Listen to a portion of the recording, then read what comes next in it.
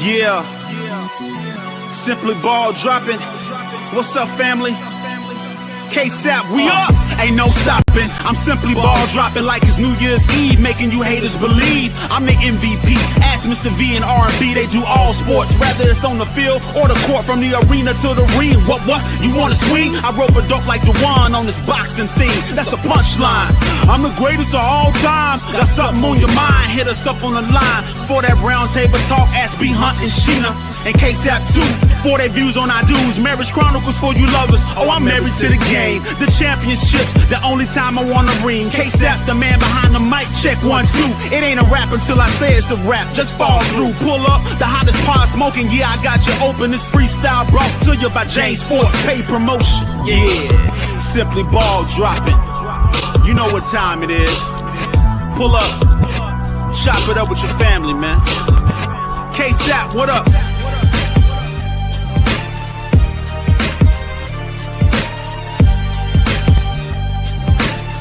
And now, your host of the Simply Ball Dropping Podcast, the man behind the mic, K-Sap.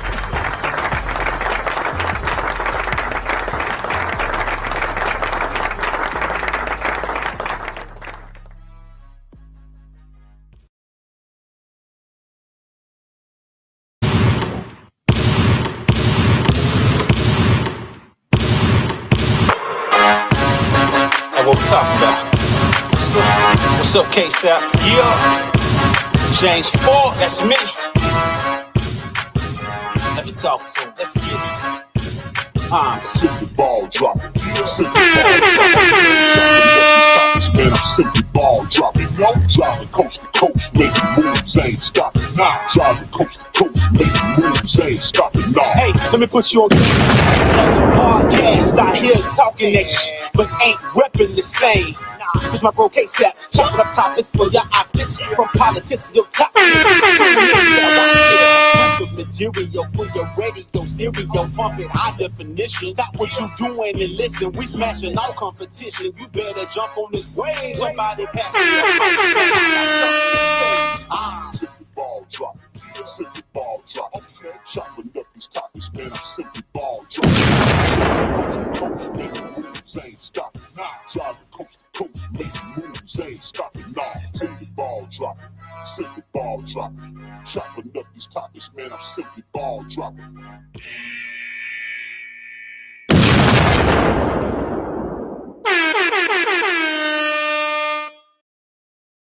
Oh, you motherfuckers.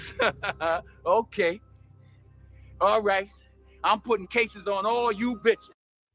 Yes. You know who it is. Your favorite host, K-Sap, the man behind the mic of the Simply Ball Dropping Podcast. We back once again.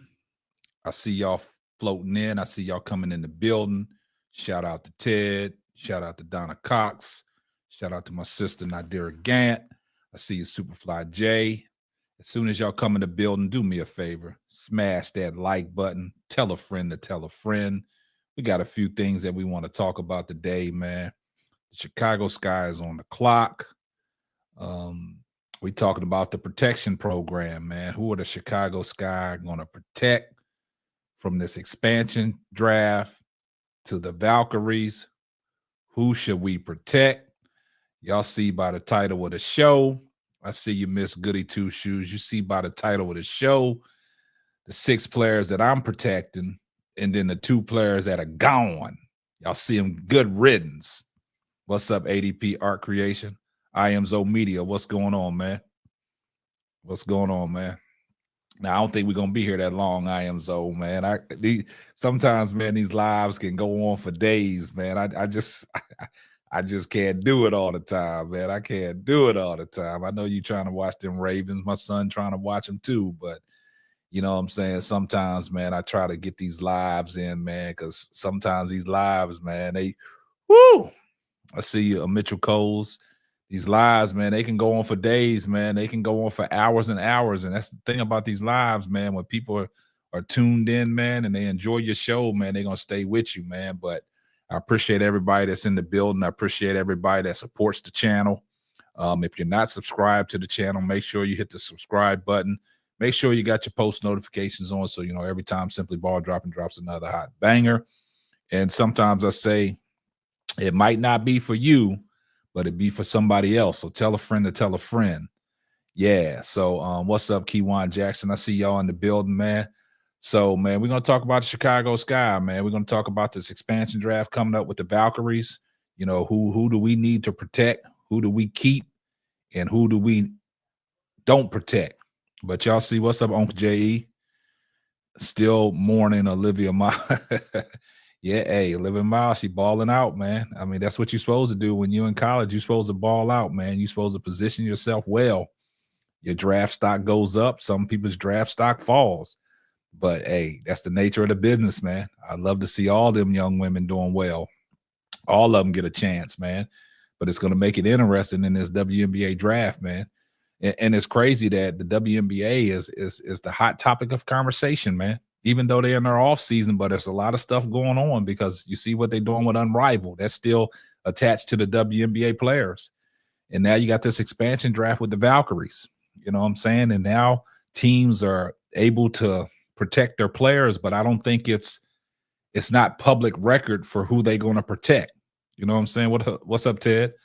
It's not, it's not out there yet. So, from our perspective and what we do when we talk about the Chicago Sky on this channel, I'm just asking y'all's opinion. Who do y'all think that the Chicago Skies should protect? Bob Jones said Reese, Carter, Cardoso, the real big three, with all the top tier free agents lining up to sign Sky, are poised to become an unbeatable dynasty. Reese is one of the greatest players already in the W.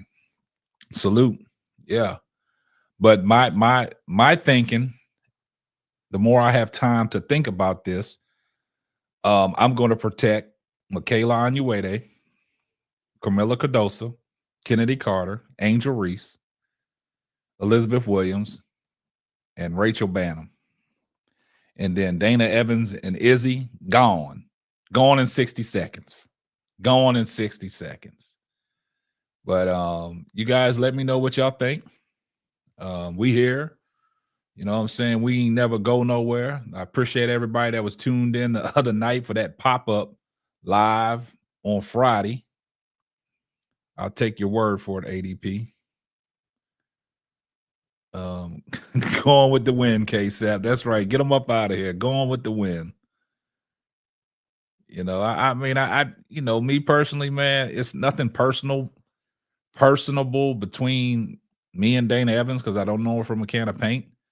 But it's what it is. What's up, Nate? It's just I'm just going for the betterment of the team. You know what I'm saying? Yeah. You would let Ted, you would let Rachel go too? Nah, I mean, Big Mama. I mean, she ain't did nothing wrong. I think she's valuable to him. But see, you protect them 6, man, and then the rest, you got the 2 draft picks coming. Depends on what Jeff P does with that. Is he packaging them up, going through free agent? But that solid core that we just named off, that's a solid core, man. Because I tell you one thing, if they don't protect Kennedy Carter, I think she got a potential chance to go to the Valkyrie, even though she's a restricted free agent, man. But back to the basics. What's going on? She said if the Sky are crazy as I think, San Francisco will pick up Carter and build around her. If I were Carter, I'd prefer the love and support from international fans. Look to the stars for Canada WNBA team. That's what I said, man. It's crazy, man. I mean, there's a bunch of stuff swirling around Kennedy Carter. You've seen what Kennedy Carter has done on her, Threads page, giving fans participation on where she should play at. But, hey, it is what it is, man. What you say? Annie Constable wrote an article and said Kennedy's behavior caused ooh, see, that's what I'm saying. See? Wow. Annie Constable wrote an article and said Kennedy's behavior caused locker room confusion. That's basically what she's doing. They only here to cause confusion. Where's the honey at, Ted? Hey, I should have my shirts on Thursday.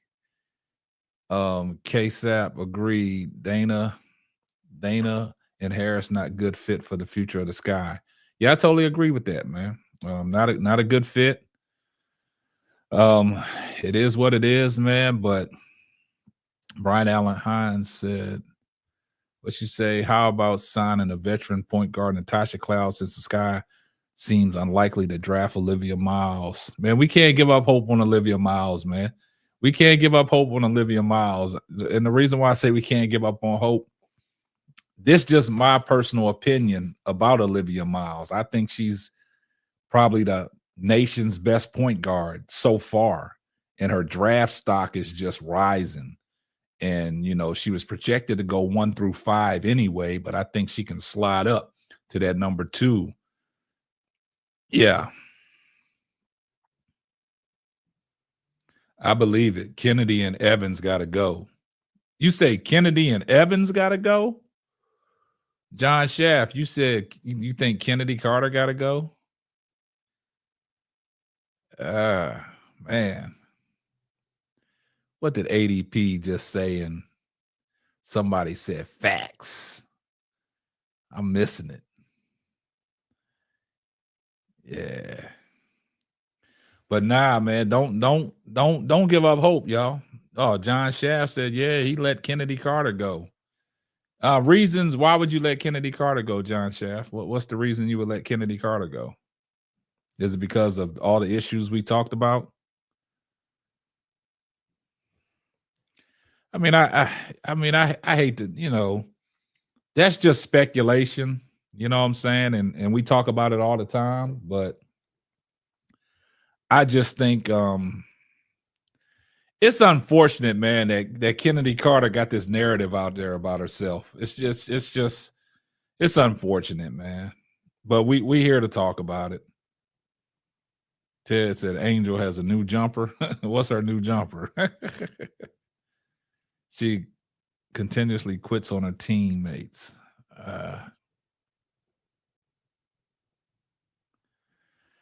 Yeah, you still protect Kennedy, even if she's staying. You trade her to the highest bidder. Well, you don't have to trade her. Whoever offers her a nice little contract and Jeff P don't match it, then she can walk. ADP, they're gonna leave kinfolk alone. Yeah, I mean it's unfortunate, man, that it's a lot of speculation tied around Kennedy Carter, man. It's unfortunate, man, that that like Brooklyn said, she put herself in this situation herself, man. So, I mean, it is what it is, man. But I would love to see her back on the Chicago Sky, man. You know how adamant we are about that, but at the same time, man, this is a business, man. And the front office, they're gonna do what they see fit. It ain't always to our liking, but they're gonna do what they see fit, man.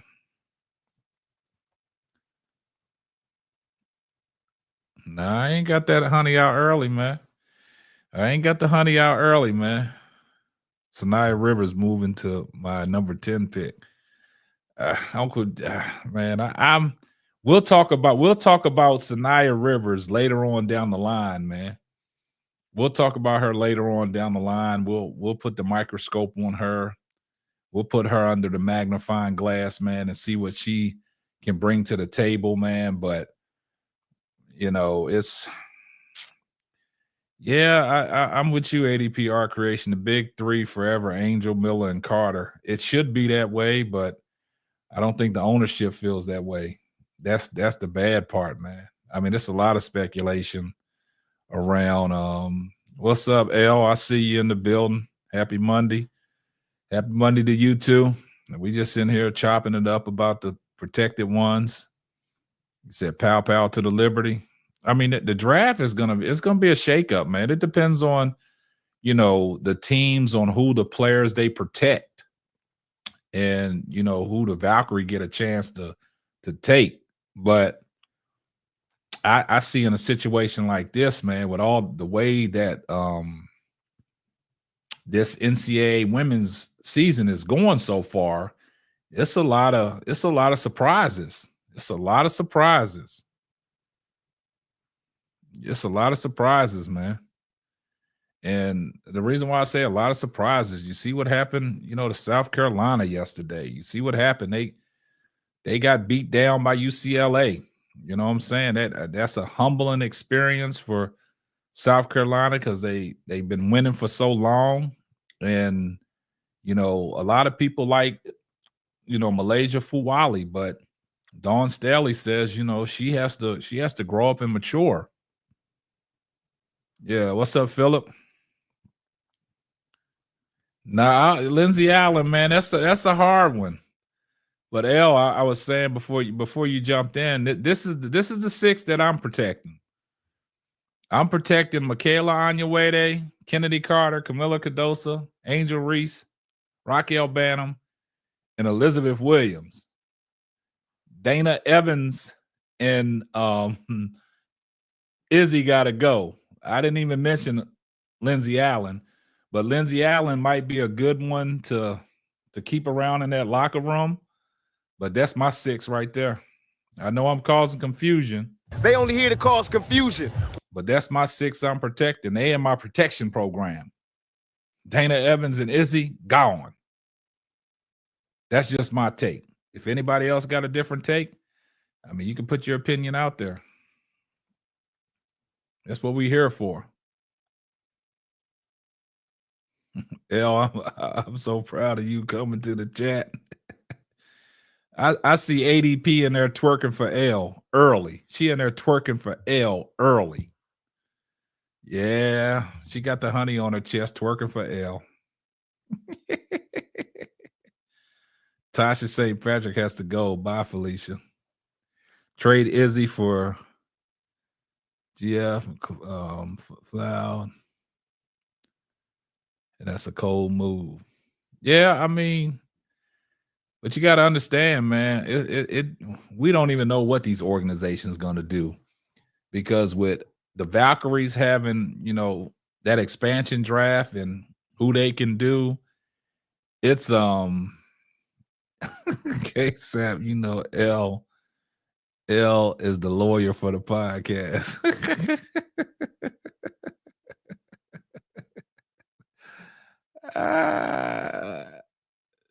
Yeah, I mean, you're right, L. I mean, they might not have a solid six to protect, but that's just the ones that I'm protecting because I see potential in all of them. Sometimes you got to cut your losses and move on, man. You got to get your bad ones out, man. And I think that Dana Evans can go.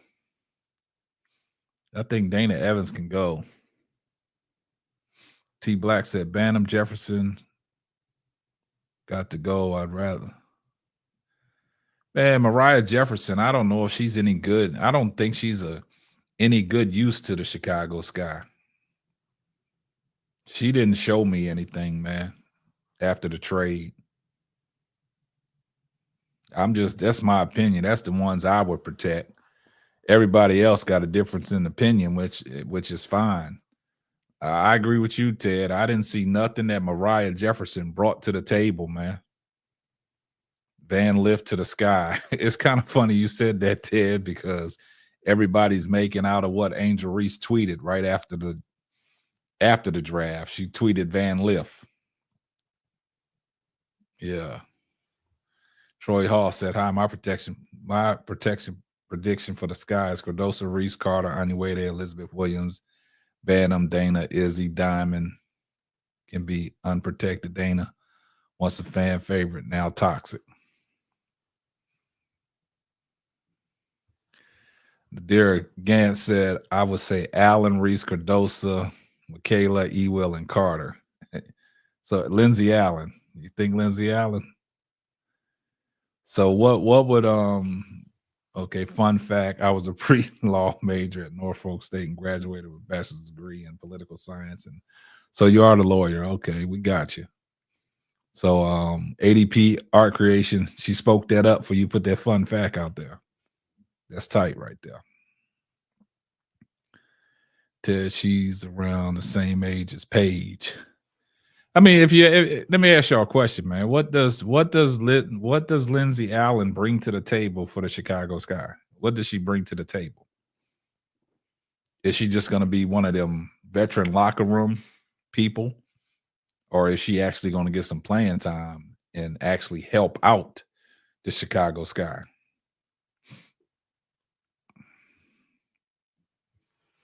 Brother Claude said, we here for the core team and be real with the people who's going to move the needle. Stand with K-Sap. Yeah, that's what I'm saying. I mean, I understand y'all got a lot of favorites on the Chicago Sky, but realistically, who's going to move the needle for the Chicago Sky? Is Lindsey Allen going to move the needle? Because if she was going to move the needle, I think she would have been in the rotation last year. It depends on what Tyler Marsh gonna do, man. It's gonna depend on his coaching style, and we're gonna see that early on how he's gonna move, how he's gonna coach these girls. Lisa, what's going on? I see you in the building, Lisa. Lisa said LA is a solid backup point guard who can put points up, but constantly she's in the guard so she can stay. But at this point, man, what you need in Chicago Sky is you need somebody that's going to make an impact. We need impact players, man. We need beneficial players, man. You know what I'm saying? We need beneficial players. I mean, we need players that's going to benefit that system. And it depends on what kind of system Tyler Marsh is going to run. And that's going to be key. See, we probably forgetting that. We don't know how Tyler Marsh is going to coach this team. I understand that he wants a, fast pace up and down and get the ball to the hoop, but we got to see first. A lot of people like Lindsey Allen, but what did Lindsey Allen give us last year, guys? Be real. What did she give us last year? Yeah, Rome wasn't built in one day, but see, I think us Chicago Sky fans that are cheering for the Chicago Sky and that are supporting Angel Reese and everything, I think we're spoiled now. We want that instant gratification, man. I don't think a lot of people can sit around and wait. You know what I'm saying? A lot, in this profession, sometimes you got to win now. You got to win now. Sonia Citron at 3, Shania Sellers at 10. Now, Sonia Citron, I can't. She just came back from injury, man. She played good defense on Juju, man, but you can't. Olivia Miles, man. I don't even want to talk about Olivia Miles no more. LA gives a veteran presence and she's smart. But she gives a veteran presence, but is the new head coach going to use her?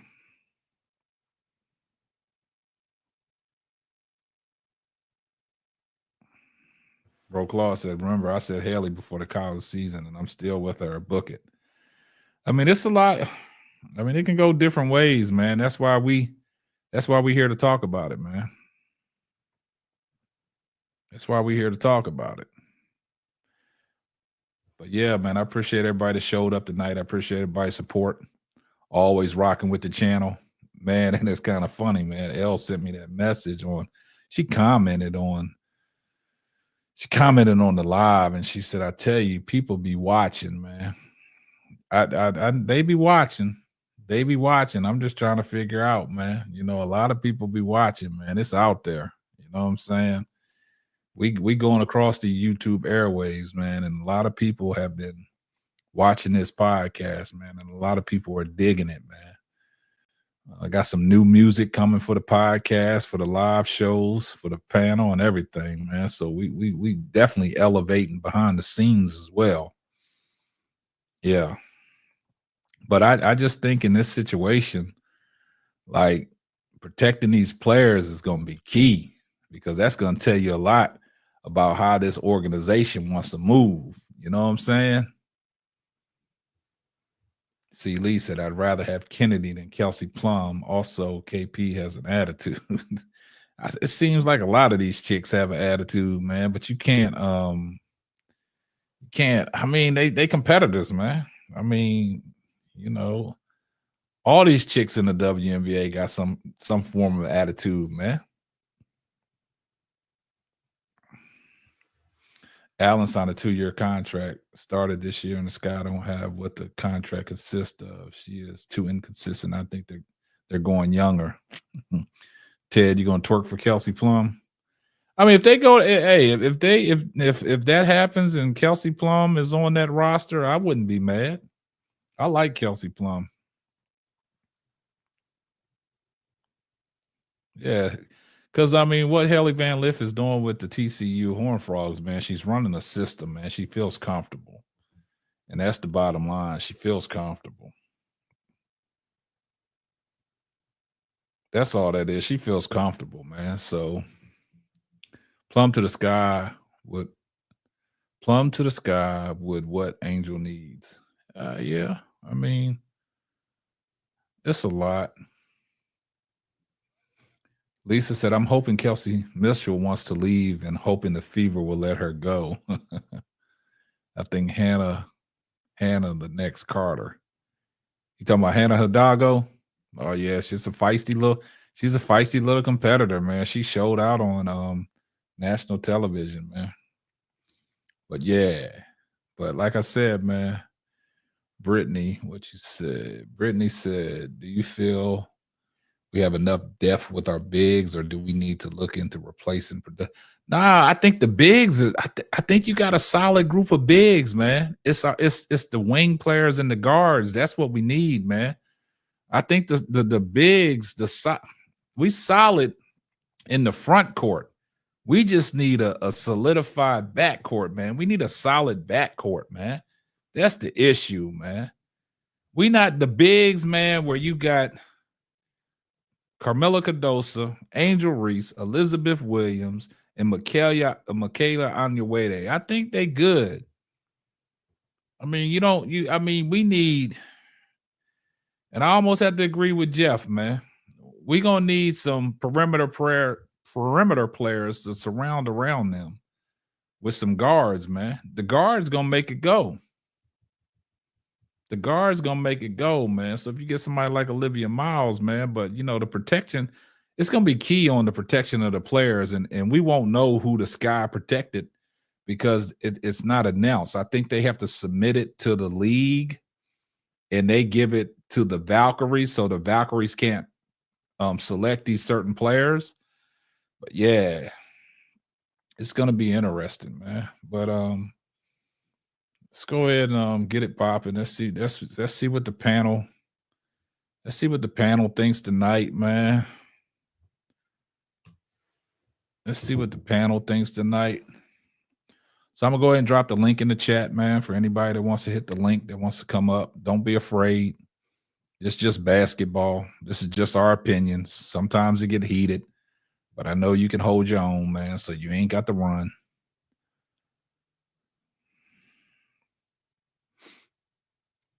We won't find out until Golden State picks their teams. Exactly. That's what I'm saying. But I think they have to turn in who they protecting to the league so they can get it over to the Valkyries, so the Valkyries can't, select the ones that are protected. So if y'all want to come up, man, hit the link. The link is open. Don't be afraid. Let's test your knowledge.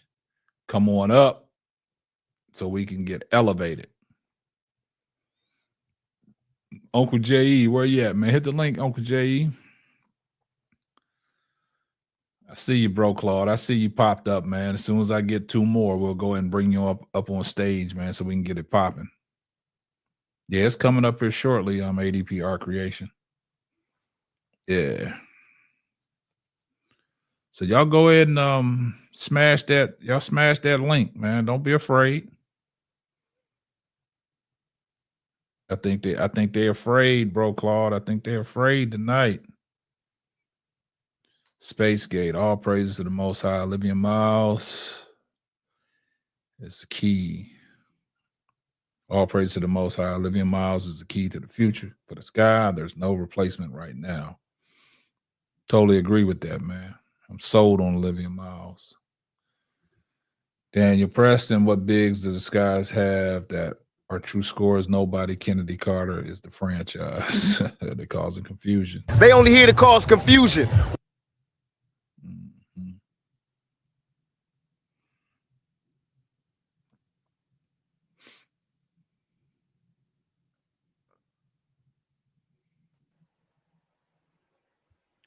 Yo, what up? What else see y'all in here, man? I see Bro Claude and Sister Noble. What's going on? What's going on? Hey, what's up? Hey, how you doing? All right, beautiful. So? Everything good. Thank you. Mm-hmm. Yeah, so I've been learning a lot, just by running this new page on X about a lot of players that I did not know about. Sometimes Okay. sometimes you gotta do your research. Sometimes you Yeah. gotta it's a lot that comes with it, Sister Noble. You know what I'm saying? Yeah, It's a lot to come with it. yes, it does. I mean, I think Olivia Miles may be the best player in college hoops right now. Oh wow. You going that far? Yes, I am. Yes, Wow. What made you come to that conclusion? I'm putting it out there, right now. I mean, the girl is hooping. The girl, this is not to take away from Paige Beckers. This is not to take away from Juju Watkins. This is not to take away from Hannah Hidalgo. I'm just saying Olivia Miles may be the best point guard right now in the college game. So you drinking that same juice I'm drinking, huh? Yes, I am. Wow. Yes, I am. I've been peeping game. I mean, because I got this new page I'm running on Twitter X. So I'm like, woo, my goodness. It's a lot. You know what I mean? I'm learning. Yeah. I'm learning a lot about players. Now, I may not know I don't know every name. I'm just like learning a lot about a lot of players. I just don't remember names too good. But those names that I do remember, I know that they have made some sort of impression upon me if I can remember your name. Yeah. So, yeah. I mean, I think that Olivia Miles would be good for Chicago Sky. But see, this is a situation, right? Mm-hmm. Because with this expansion draft for the Valkyries, I think ADP Art Creation said it's on December the 4th, but teams have to submit their protected players to the league so they can get it over to the Valkyries. So the Valkyries can't, pick the protected players, but we won't know who Chicago or any other team has protected, right? Okay. We won't know nothing until the Valkyries make their picks, right? And then we can go from there. Okay. Because, like I said, if you're looking at the Chicago Sky's roster and the people that this is who I would protect. I would protect Angel Reese, Kennedy Carter, Carmilla Cardosa, Raquel Banham, Michaela Onyeawede, and Elizabeth Williams. That's the 6 that I would protect. A lot of people said Lindsay Allen. I would let Dana Evans and Izzy walk, but I mean, I wouldn't protect them. I would give the Valkyries a chance to take a stab at them. But if they don't, and this will tell you a lot about Chicago. Even though Kennedy Carter is a restricted free agent, now if they don't protect her, I think the Valkyries can have a stab at her. Yeah. And that would tell us a lot. Exactly. So I mean, I don't think Kennedy Carter is coming back. I mean, she's playing a chess game, Sister Noble. She playing a chess game. This is a business also. Yes. This is a business where it's new, it's very young. Mm-hmm. This business is very young, and especially now, you can actually consider the WNBA a year old, right?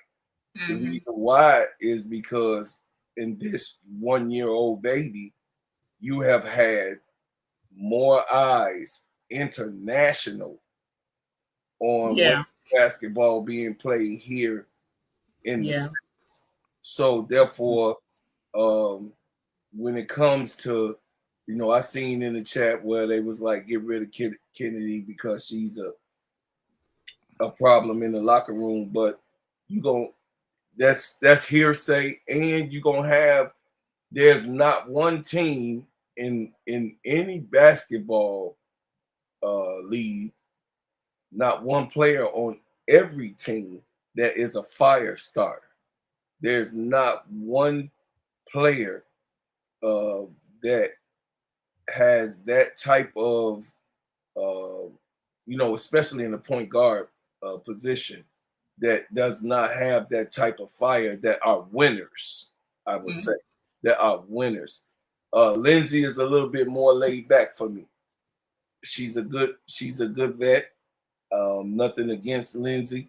I think that she's been very consistent at that point guard position of what we had to deal with, but we don't want to deal this year. We don't want to settle. We don't want to be in that state of mind of, okay, I'm a keeper because she's my vet, and I'm going to bring her back just because of her laid backness. Yeah. We don't want that type of situation. What we do want is a thing of we got our three. That's Kennedy, that's Angel, and Camilla. Actually, four, and Elizabeth. You got what I'm saying? Because they made sure they signed Liz. So with those four and Awede, they already made very much. I mean, Tyler Marsh made emphasis on Awede, like I was already saying. I know that the girl, she's young enough to be able to be monitored and put into a situation where she can learn how to win. Now, everybody else that's on this team are winners. I mean, if you go back to Kennedy's college career, man, please, she was giving them the business. You got what I'm saying? She wasn't no slouch. She wasn't no. I mean, this Kennedy Carter that we seeing now as a professional, she was already budding that way in college. So it's not a situation where it's just all of a sudden she, how they trying to make it. She's always been this type of player. She always been super fast. She's always been a problem going to that basket. You know what I mean? And then she had that mid-range, right? So now she's doing exactly what we talking about. Olivia Miles, she showed that she's capable of making 3-point shots, but not just making 3-point shots, 3-point shots in the clutch. You understand? In those last games that she played, and she was hurt. You know what I mean? Coming off of flu, you know what I mean? COVID, you know what I'm saying? COVID protocol, and she still hit the court. Now, whatever going on personally, there's always, me personally, you're not gonna get past a fiery point guard. You're not. If you want to win, you just not. Magic was a problem. Trust me. Magic came to. You say you're not gonna get past a fiery point guard if they want to win. If they want to win. You're not going. If they want to win, you say. Right. If they want to win. Okay. So if you want to win, you want that point guard to say the things that the coach pretty much don't want to say to lose the team. You got to always have that, because coaches can say, like Bobby Knight at a certain point. Bobby Knight, I'm bringing some history. Bobby Knight of the Indiana, University. Bobby Knight lost team players, because of the way that he was a fiery coach. But then he had an Isaiah Thomas in them championship years. He had Isaiah Thomas to echo, that little kid from the West Side that was, that played on the streets, that understood that it was going to take a little bit more. You got what I'm saying? So what I'm saying this to say, and I'm going to land the plane.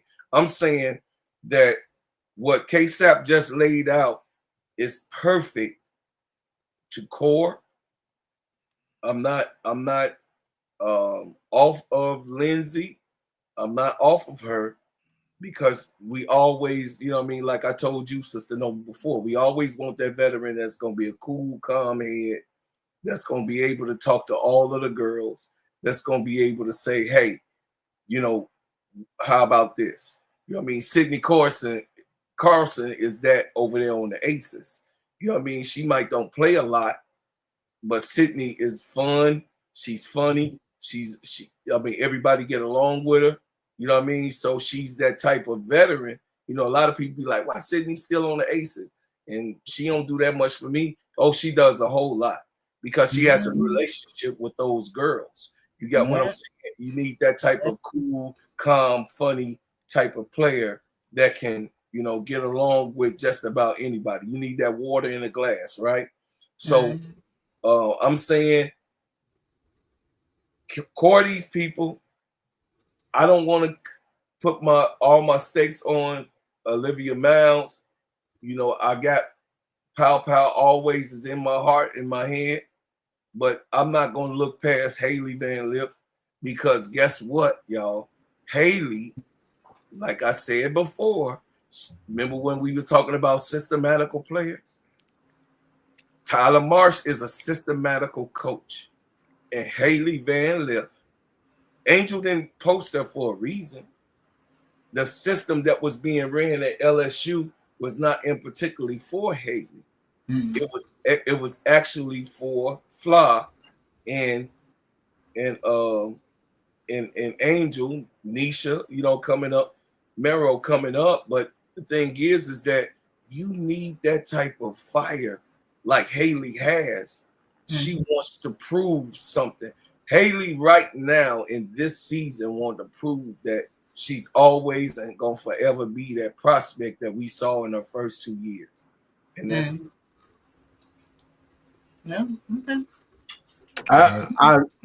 I like the take with Haley, but because of her height, right, because of her height, I do foresee that she gonna fall. There's a lot of prospects like your girl from Maryland, Cheyenne Sellers, right? 6'2" and a decent ball handler. Yeah. And you got what's that? Sanaya Rivers, right? Yeah. These taller wing guard like 6 foot, 6'1", 6'2" players. The only thing you can't count on is what their motor like, the intangibles, if they are going to be players that are going to work in the off season or do the work behind the scenes to improve things that you would like them to get better on. Because hell, say for instance, say even a player like a Raven Johnson, which was, and a lot of people was like, yo, that'd be a great pick for this team, that team, and the other, right? The way that she plays defense, you of course you use that, but she's also an offensive liability where you're kind of just leaving her to shoot, and she probably will make 1 out of 10, which is not great. So, what is her intelligence like? What is your motor like? We can see, you know, some of these players are fiery on the court, this, that, and the third, but are you putting in the work behind the scenes, right? So betting on potential, and then outside of that, then betting on the physicals. I think a lot of these GMs are looking right now this year, how everybody's talking about they want big guards, these 6 foot guards. I think they're being swayed. Man. Yeah, I think they're being swayed by what has been seen with the Dejanay, her huge leap she made this year. With Ryan Howard now getting a little bit more attention, like, oh, well, Ryan is kind of nice what she did in the Olympics, and Cece, so on and so forth, right? And then now Sonia Citron getting a big name out there, and even Olivia Miles being borderline 6 foot. I think there's just like, it's making me think. It's something came to my mind. It's like that. Then when we had an era of the like Michael Carter Williams type of point guards, all these 6 foot 6, everybody wanted a 6 foot 6, 6 foot 7 point guard in the NBA. I think never panned out. A lot of them never pan, and a lot of them won't pan out. Even some of these women, because again, I think it comes down to, are they doing that work? Yeah. But I think a lot of teams are going to take chances on bigger guards first. Haley's probably going to fall second round. And it's unfortunate, man. You made a good point, Wody. It's unfortunate, man, because we've sat here and we have to listen to what Jeff P wants, right? and as a Chicago Sky fan and a supporter, and you sit here listening to what your GM's saying, it kind of just makes you wonder, like, man, like what are we doing here? Like what we watching the same thing you watching, but you supposed to be the expert. You supposed to be a talent evaluator, right? But when you see the likes of little guards and Haley Van Lith, we talked about this a previous show where Mo3, said that there's excuse me, big guards out there, but where are they at? You know what I'm saying? The guards that we looking at are small in stature. The Haley Van Lifts, the Hannah Hidalgos, the Olivia Williams Miles. from California. Yeah, you know what I'm saying? So we can't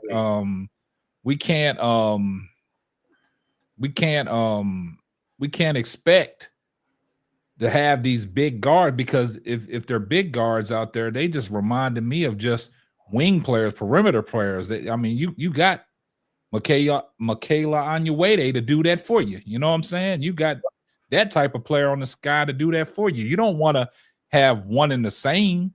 You want to have something that's different. So, the small stature point guards, man, you got to take a look at it. But I do agree with you.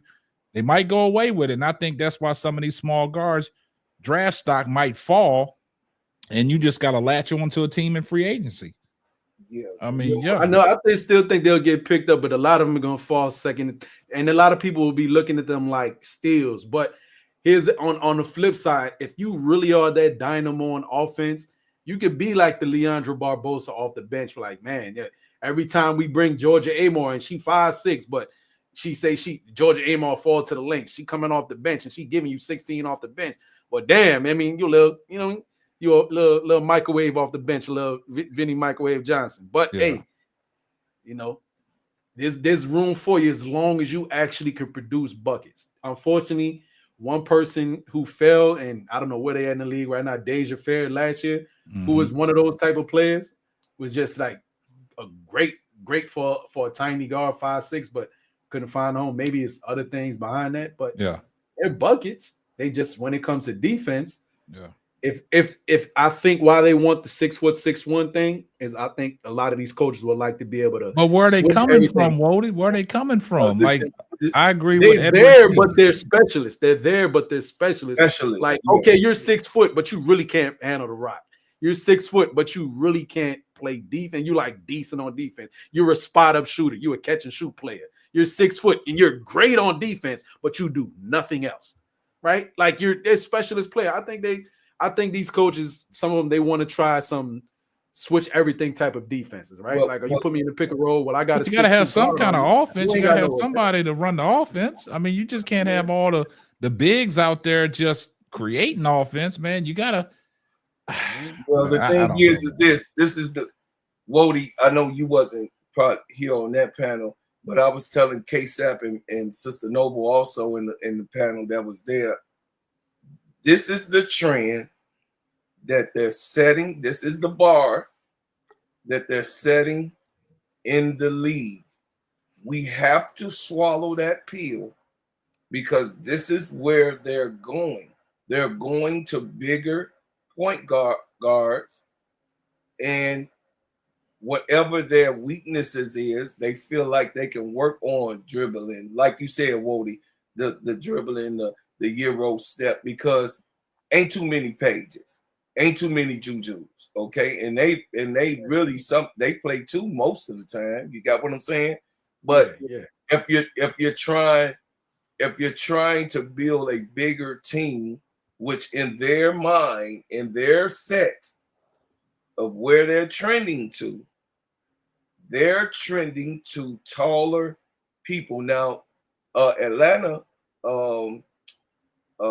have a big guard, but she was benched in the middle of the season. Light-skinned girl, I forgot her name. I got her. But Atlanta was running pretty good with her being at point, but she was not what she was doing in college. You got what I'm saying? For as shooting, spotting up, she was trying to run that offense and she was getting ripped. You know what I mean? Alicia Gray had to take that position, you know what I mean, and come in and play point some of the time. Even though Alicia is faster, you know what I mean. I wish we could get her, but we, Chicago native. You know what I'm saying? But we, you know what I mean, we ain't gonna go on no pipe dreams. We gonna, talk reality. Speak what is. Not what could But be. but the thing about it is, like I said in the past, I've said it plenty of times. There's no true point guards in the WNBA outside of Chelsea Gray and Skylar Diggins Smith. And y'all can say what y'all want to say. Y'all can say I'm wrong, but I'm absolutely right with that take. There's no true point guards in the WNBA. So if that's the trend that they're going to go, if that's the trend that they're going to go, so you're basically trying to convert somebody that plays on the perimeter, asking them to get their ball skills together and do everything that a point guard does. And it's unfortunate to the players like a Haley Van Lith, a Deja Fair, and people like that. Yes. I mean, you can't knock their skill set just because they 5'6" and 5'8". That's unfortunate. But like I've said, and I'm gonna keep on saying it, there's no true point guards in the WNBA.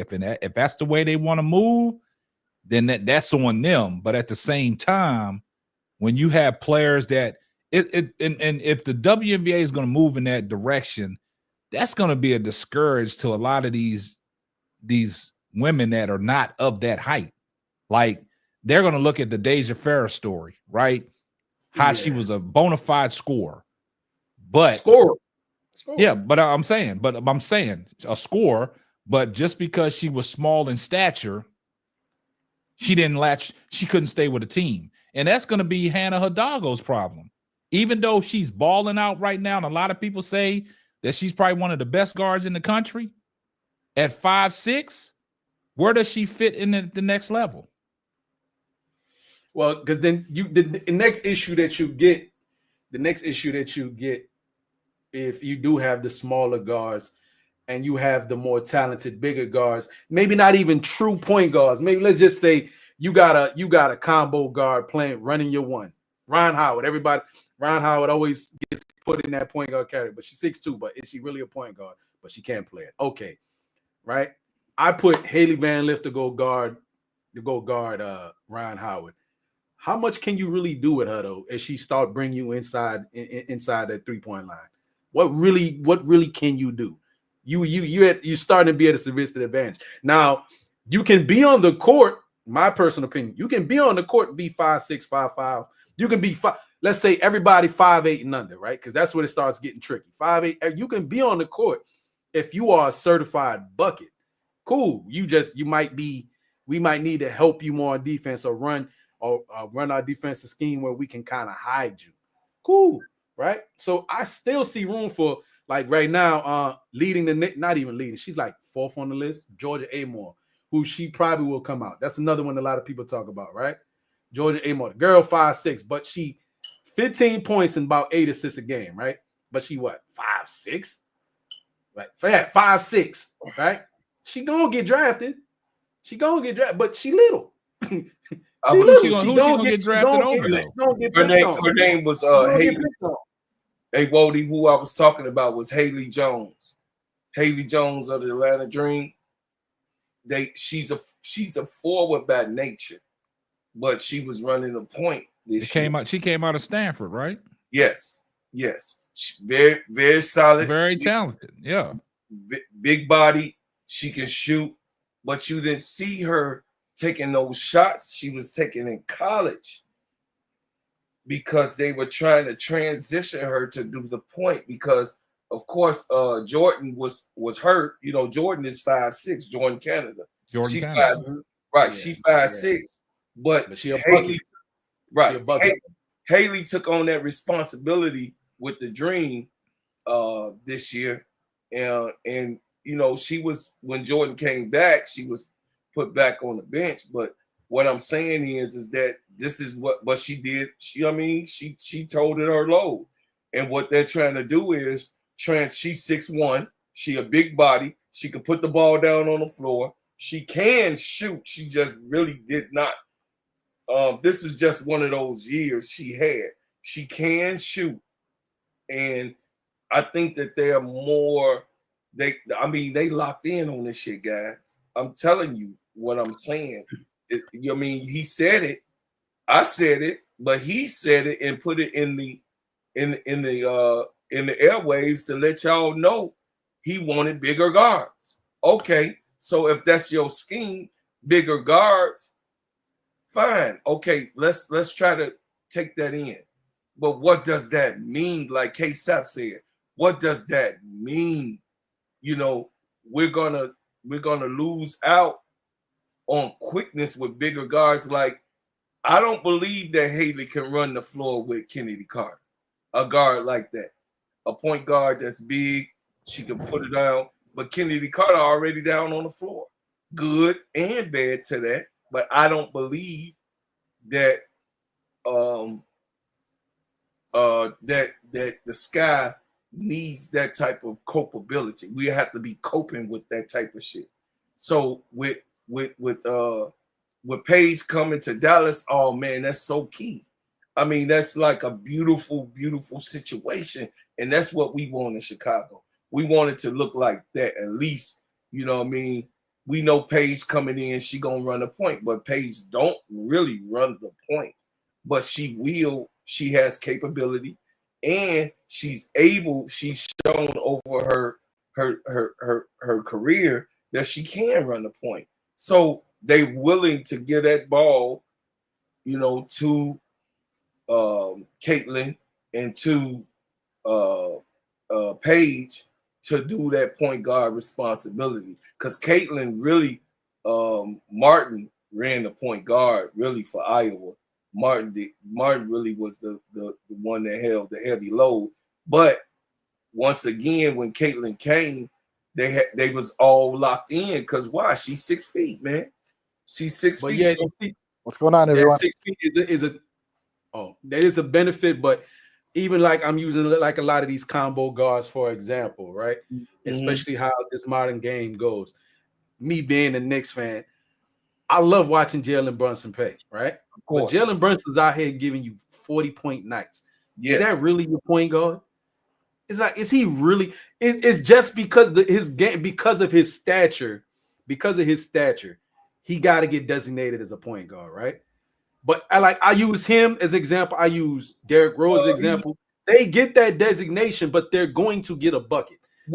Ergo, in the same vein, while I use them as an example, this will basically be the lane for all those diminutive guards where, you're not necessarily, you're a liability on defense, but you get buckets. And yes, because of your height, we got to play you at point. Can you make a pass? Can you make an accurate pass? You know what I mean? A timely pass? Cool. Basically, we're looking for you to get into your offense, and if defense help come, all right, make the right decision. But basically, we just looking for you to score. Hey, Sap, can I get Go ahead, Mike. Where's just real quick, and I'll wrap the Atlanta's playing real quick. Whereas on the flip side, right, where I may have I'll use Sanaya Rivers as an example, right? They saying that she's a hell of a lockdown defender, right?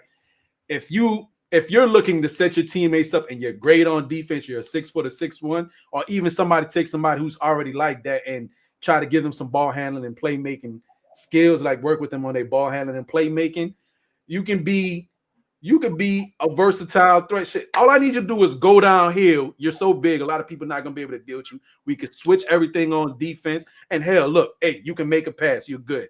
That's what I think. A lot of these players is having the option when we come across teams who do have actually say like a Paige Beckers who might be running that point. Well, now I got somebody I can put in front of.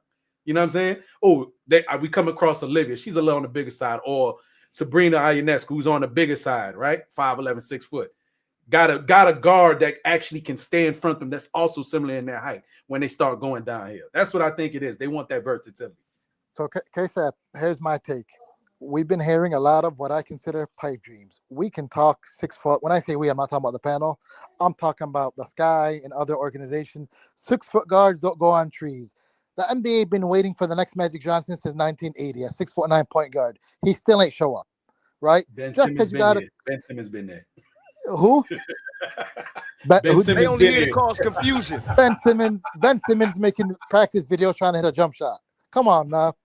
So, Haley Van Lith is good. Here's the problem with Haley Van Lith. Not just her height, but she's also slow. And for Haley Van Lith to ball, the system has to be built around her. Does anybody on this panel think she's good enough to carry this guy? I don't think any of us think she's good enough to carry this guy. And then Claude brought up an excellent point. When you want to bring a point guard like that, with height, 6 foot, even though they barely exist, they're probably going to be on the slower side. You need to be able to penetrate, break the defense down, dump it to Reese, dump it to Cardoso. You better have speed for that. You know what I'm saying?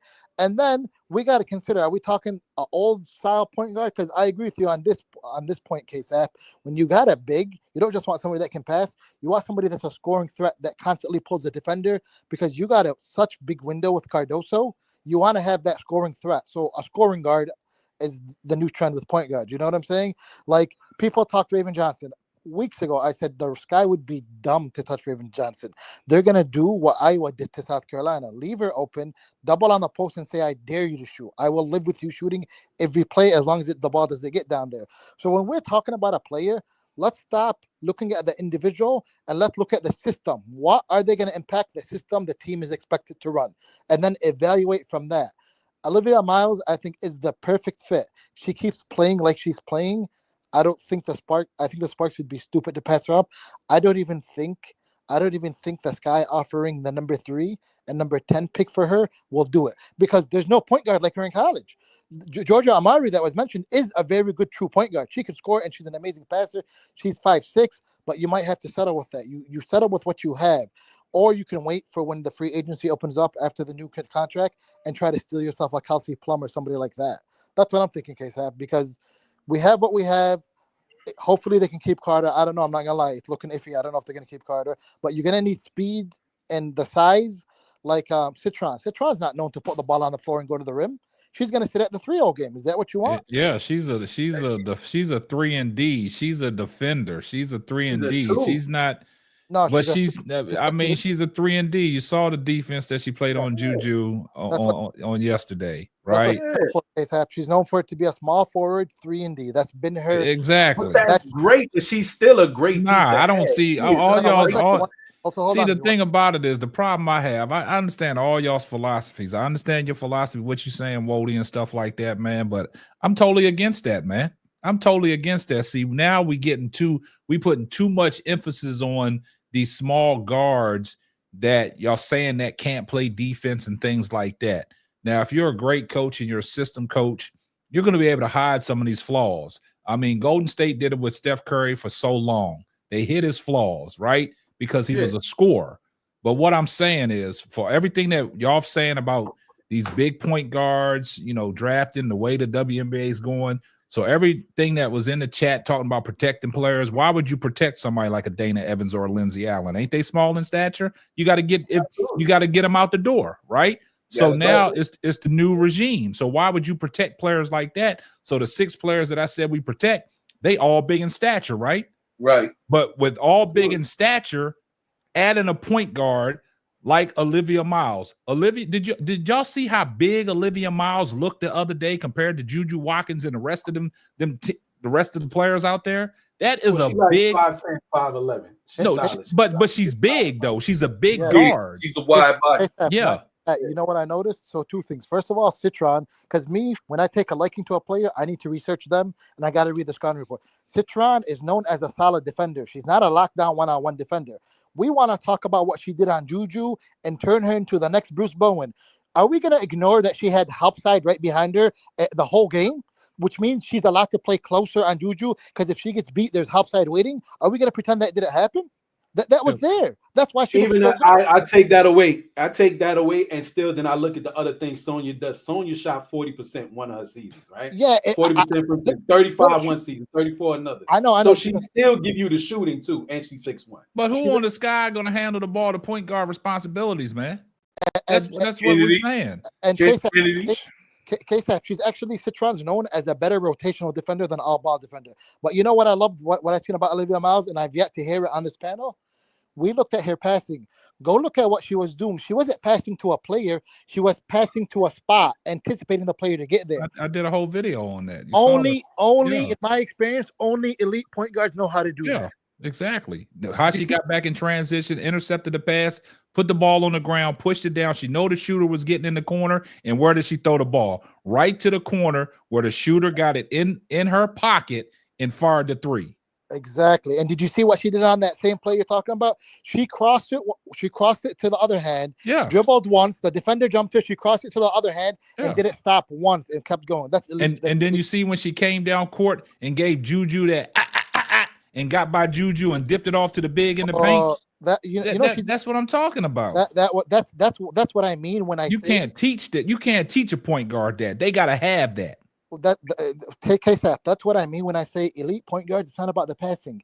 Give me a player that knows how to pull the whole defense, shift it, and dump it off. Because when you do that, you're giving your player open layup. That's elite. I think we listen. I think me personally, I think that we overlooking, and this is, I mean, she might be gone.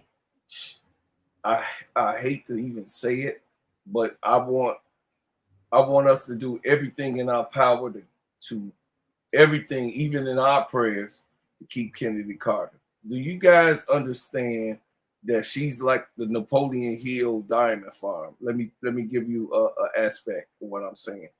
We got gold with Kennedy Carter. This girl used to play and dribble tennis balls in the grass. Do you understand? She got handles like Ivo. Do you understand? Yes. Am I safe with her running point? Yeah, I am safe with her running points. But what some of the people are scared, is it going to take away from her scoring? Hell no. That gives her the opportunity to have the ball a lot more because she's a one-on-one player anyway. Like, you know what I'm saying? Like I said before, she's tall enough. She can run the point. She can pass the ball. She looks into her bigs. She got a high IQ when she comes inside. She can either shoot the mid, she can attack the rim, and we saw when Camilla was in there with her, how she was hitting Camilla more than our so-called traditional point guards that we had. Kennedy, when she was running a point in her time coming up the court, I believe that we're looking past her handles. I'm not looking past Kennedy Carter's handles. I know what she brings to the table. And bro, Claude, you basically describing that she's taking on the Kyrie Irving role. Yeah, you can make it play point. Bro, Claude, she's basically playing point. You're not a point, but yeah, and that's cool. It can work. She got in my opinion, I think she might have the best handles in the whole league. I don't know if you guys know this, but when she was in college, she a game against the USA national team, Olympics, she dropped 35 on them in college. I know that. I mean, that's not the issue. I don't think Kennedy Carter is the issue. If she's going to come back, she can take over them responsibilities. Now the issue is, how are you going to build around this team? Like, are you just going to go out and get, players that are just perimeter players just because you got somebody in Kennedy Carter that can take on them point guard responsibilities? Because if you listen to Jeff P., that's what he wants. Am I correct? Does he want big people? Does he want people around the perimeter?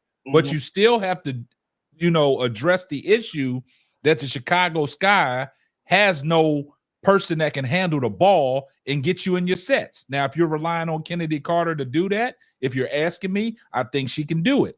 But Jeff P., the way he's talking, is saying to himself like, oh, we got to get shooting and we got to get bigger. But you still haven't addressed the situation of your point guard, because if you're not going to bring back Kennedy Carter, where does that leave us? What I dead in the water. What I will say? And I'm going to keep it real with you guys. As much as it hurts me to say, just reading all the signs, I don't think they're bringing Carter back. Otherwise, they would have shut that stuff down immediately. I'm not going to let my liking for Kennedy Carter and for the Sky cloud my judgment of what's and ignore the signs. You know what I'm saying, KSAP? Yeah. All the signs point to they're not bringing her back. That's my opinion. From the recent tweets to them not mentioning her, to them not coming out and saying we're going to core her, all that points to, in my opinion, they're not bringing her back for whatever reason that is.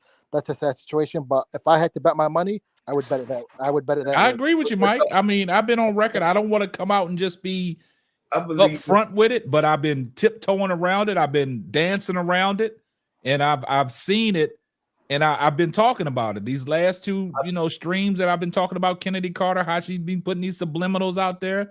But like they said, if there's some smoke somewhere, there's some fire about to start. Yes, sir. She wouldn't be doing this and asking her people to engage in where they want to see her play if nobody is reaching out to her. And you know what I don't get? I don't get, guys? You. Maybe you guys can touch base on this. I don't understand what's the obsession with big guards when you got Cardoso, one of the biggest centers, and Reese playing a 4 is considered a bigger size power forward now. She's not playing the center, so she's a good size power forward. So what are you so obsessed with big guards? You already got your size covered. Yeah. My guards can play up top and tight because I got them covered with 2 shot blockers down low. What's the reason for this obsession over big guards? Yeah, if you can find one, grab one. You know what I'm saying? But you don't have to be obsessed over it. But I'm like Jay Burns does give you the ability. Jay Burns said, now you're going to have to start converting all your little, your shooting guards and your swing people like a Michaela Onyeawede. You got to convert them over to being point guards. And that don't happen overnight. If you don't have point guard ability, you just don't have point guard ability. It's literally the hardest position to teach on a floor. Exactly. These point guards been doing it their whole life. You're not going to tell somebody to learn it in a year or two. It's too much. I'll give you a perfect example though, because it doesn't necessarily have to be just the playmaking and facilitating. But if you are a bigger person, and I use Juju as an example, we know she don't play guard, but she's especially going to her right. She's a very good ball handler, right? And she'll dish off sometime here and there, right? It's again, that's why I went back to that Jalen Brunson example, or even say like Luke. And it's kind of hard to use the Luke example because he does distribute very, very well. But if you can handle the rock, you don't got to be the best ball handler. If you already got ball handling skills, we can slot you in at playing like a hybrid type of point guard, because at least you know how to handle the rock. And if you can attack going downhill, that's all you need. I mean, what person that played ball, I'm attacking downhill, I see help coming, and I can't dish it to the corner, dish it to the open shooter in the corner, dish it to the open shooter on the wing. That's simplest thing. And you're not prone to turnovers. Come on now. So Uncle Jay, all I need to see is hold on. Let Chris get in here. What's going on, Chris? What's going on, y'all? So listen, I know we're talking about the point guards, especially for the Chicago Sky. I'm going to say this, K-Sep, I agree with you. We're not getting Olivia Miles. She's going to Los Angeles Sparks. So let's get that out the way right here, right now. It's a wrap. So my thing is, what is wrong with Lindsey Allen or Mariah Jefferson as veterans running the point guard for the starting unit, and then we move down the draft and we get a Georgia Amore or Tina Pow to play the point in this particular draft?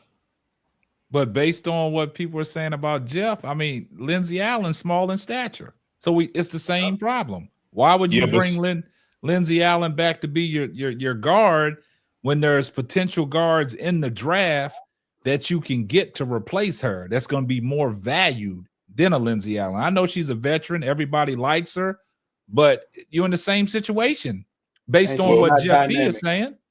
And she's not dynamic offensively. She's not. But there's 2 big quote-unquote point guards only in this draft.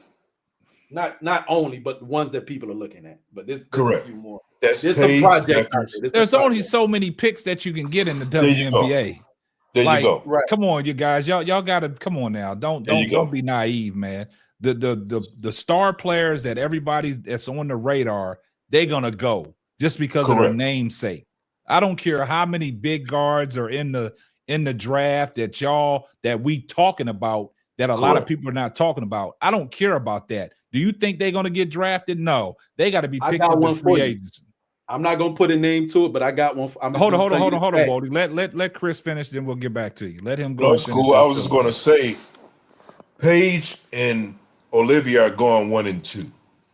So Jeff needs to know this unless he's going to trade up to get Olivia number 2, or he has to trade down to get more picks. Yeah. Because there's no way you taking Georgia more or Tina Pow number 3. That ain't happening. There's no way. Why you say that? Why you say that? No.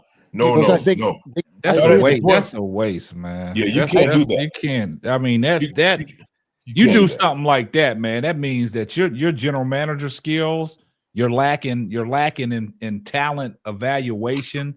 Because if you're wasting a number 3 pick on somebody like a Pow, that's too high, man. That's good. She just went 4 for 4.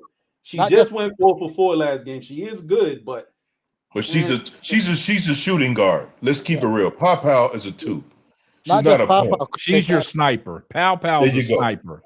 She's not. You're not asking Pow to bring the ball up the floor, put nobody in your sets. You want Pow to come off pin downs, and you want Pow come off these flare screens. You want Pow to get in the dunker spot. That's what you want Pow for. You're not you're setting up offense for Pow. You're not asking Pow to set nobody else up. Pow is the one that's coming off these pin down screens, coming off these flare outs, putting people in, getting a pick and roll where you getting the switch where she can just rise up on somebody. That's Pow. I wanted to say what I was going to say real quick, K-Sap, and I'm not going to put a name to it, but this was somebody that was potentially on the radar. Not putting no name to it, right? But tell me how this sounds to y'all. What this is a potential pick that they can probably go get, and I think it'll be available for y'all. The stats, this person this season is doing 10 points, 4 rebounds, 6 assists. They're like the top 20 in the nation in assists. They're 6'2", and they average for their career 32% from 3. This season, they're 37 from 3 for their career. And for the career, they're averaging 12, 4, and 4 as a 6'2" guard, right? Tell me, though, that doesn't sound like, that's a solid player. That's a solid player. At 6'2", that is a guard. From the stats that you said, but I'm not picking that player. I didn't number 3 pick. I'm not picking that numbers. It's not no 3. This is somebody that might fall to them at 10. This is somebody that if you're going late in the draft, we talked about this number 3 pick. I've said that going late in the draft, going not 9, 10, that's when it can get tricky. But the first 3 picks, these lottery picks, you got to spend your pick wisely, man. Unless you're gonna package your picks up and move down to get the player that you want. That's the difference. Everything I read is Pow and Citron at number 3 would be a major reach. Pow, somebody you sit at the 3 and say, "Stay here, space the court for me." She's not somebody carry the offense, initiate our offense. That's not her game. She's getting shots. She's playing at South Carolina. They got like 10 5-star recruits. We can't judge based on that.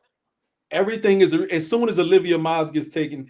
Yeah, it may not really like it, but as soon as Olivia Miles gets taken, I already said that, Wody. That's the confusion. The number 2 pick. I've come out on record. I guess y'all don't hear me. I've come out on record saying the fact. How many times have I said this, Chris? Yeah. I've said that. I did a video on it. The way Olivia Miles is playing, her stock is rising. Kiki Afrin's stock is dropping, and she is slid up me personally to the number 2 pick. And if the LA Sparks pass out on Olivia Miles and still take Kiki Afrin based on how they playing right now you question the LA Sparks general managership. Let me let Duvall get in here real quick. Go ahead, Duvall. Hello, K-Sal, Bro Claude, Sister Nova, family. How y'all doing? What up, bro? All right. What's up, my main man? Man, how y'all doing, man? K-Sal, man, you got Stockholm Syndrome, man. You on this Olivia Miles number 2. I still think it's Kiki. And the reason why I think Kiki is because a couple of reasons. Reason number 2, there's not many big men that's good in the draft coming up this year. Reason number 1, you still got De'Erica Hamby, who is 31 years old, on a 1-year deal. You can easily flip her, get another pick in the first round, and come back and get somebody like an Ezzy Fudd or a Pow at a later pick if you are the Sparks. Or who are the Sparks packaging up? They only got 1 pick in the first round. That's what I'm saying. You can flip De'Erica Hamby. Say you can flip her to the Fever. Say the Fever strike on free agency on getting a number 4 because they don't want. Let me ask you a question, Duvall. Okay. So what is the Sparks giving up? They giving up their number 2 pick? No. I'm saying they get Kiki at number 2. They quickly flip De'Erica Hamby. How they gonna flip her? Because they could trade it to somebody like the Fever. Say the Fever strike out in free agency. Say they want Satu or whatever not, and they don't get Satu. They could get De'Erica Hamby from for the Sparks and give up what they got, the 9th pick or something like that. Who got the 9th pick? The Fever. 8th. So they got the 8th pick and probably a pick in 2026 at the pick swap. And they could get Ezifua at that spot. They could solve that point guard situation that way. Or they could even get somebody like what's your girl name? Skylar Diggins, who's a free agent. Like I said, Olivia Miles is not the only option for the Sparks. So we keep being stuck on her going number 2, like that's a foregone conclusion. But you stuck on Kiki Afrin going number 2. Because I feel like there's less big men. So we feel the same way you feel. Like I'm saying there's less big men in the draft for the Sparks. So I think that'll be a more important for them to solve that issue. But there's less point guards as well, because the way that everybody's talking on the panel, the way the WNBA is moving to these bigger guards. So, we in the same situation. Your opinion's valid, and our opinion's valid too. But KSAP, we're missing one very important point. Duvall, you missed out on one thing. First of all, there's multiple big positions. You got Barker, you got Morrow, you got Kiki. Maybe Betts comes out. There's a lot of big players coming out potentially. But the more important thing, in my opinion, is the Sparks head coach. Her style of offense that she's bringing from college is made for Olivia Miles, not for Kiki. That's a big deal. That's a huge, huge deal. When a player fits your offense and another player doesn't, I don't care who the other player is, because they're not going to look good on my team the way I want to run my team. They just got that new head coach. You absolutely correct. She definitely was a guard, and she definitely put up. She was a two-way player. All them factors weigh in. And throw a monkey wrench. If Flaugier come out, they throw another monkey wrench. We've talked about that. We've talked about every monkey wrench that can happen. If Fly can come out, then we good. But if Fly don't come out, we still in this dilemma. And see, that's where it gets tricky. Like, if Flaugier comes out, say she puts her name in the draft, right, and she decides to come out, then Duvall, I would say to myself, if the Sparks don't pick Olivia Miles and they could take Flaugier. You see what I'm saying? Flaugier can throw a monkey wrench in the system and slide all the way up from the way she's playing.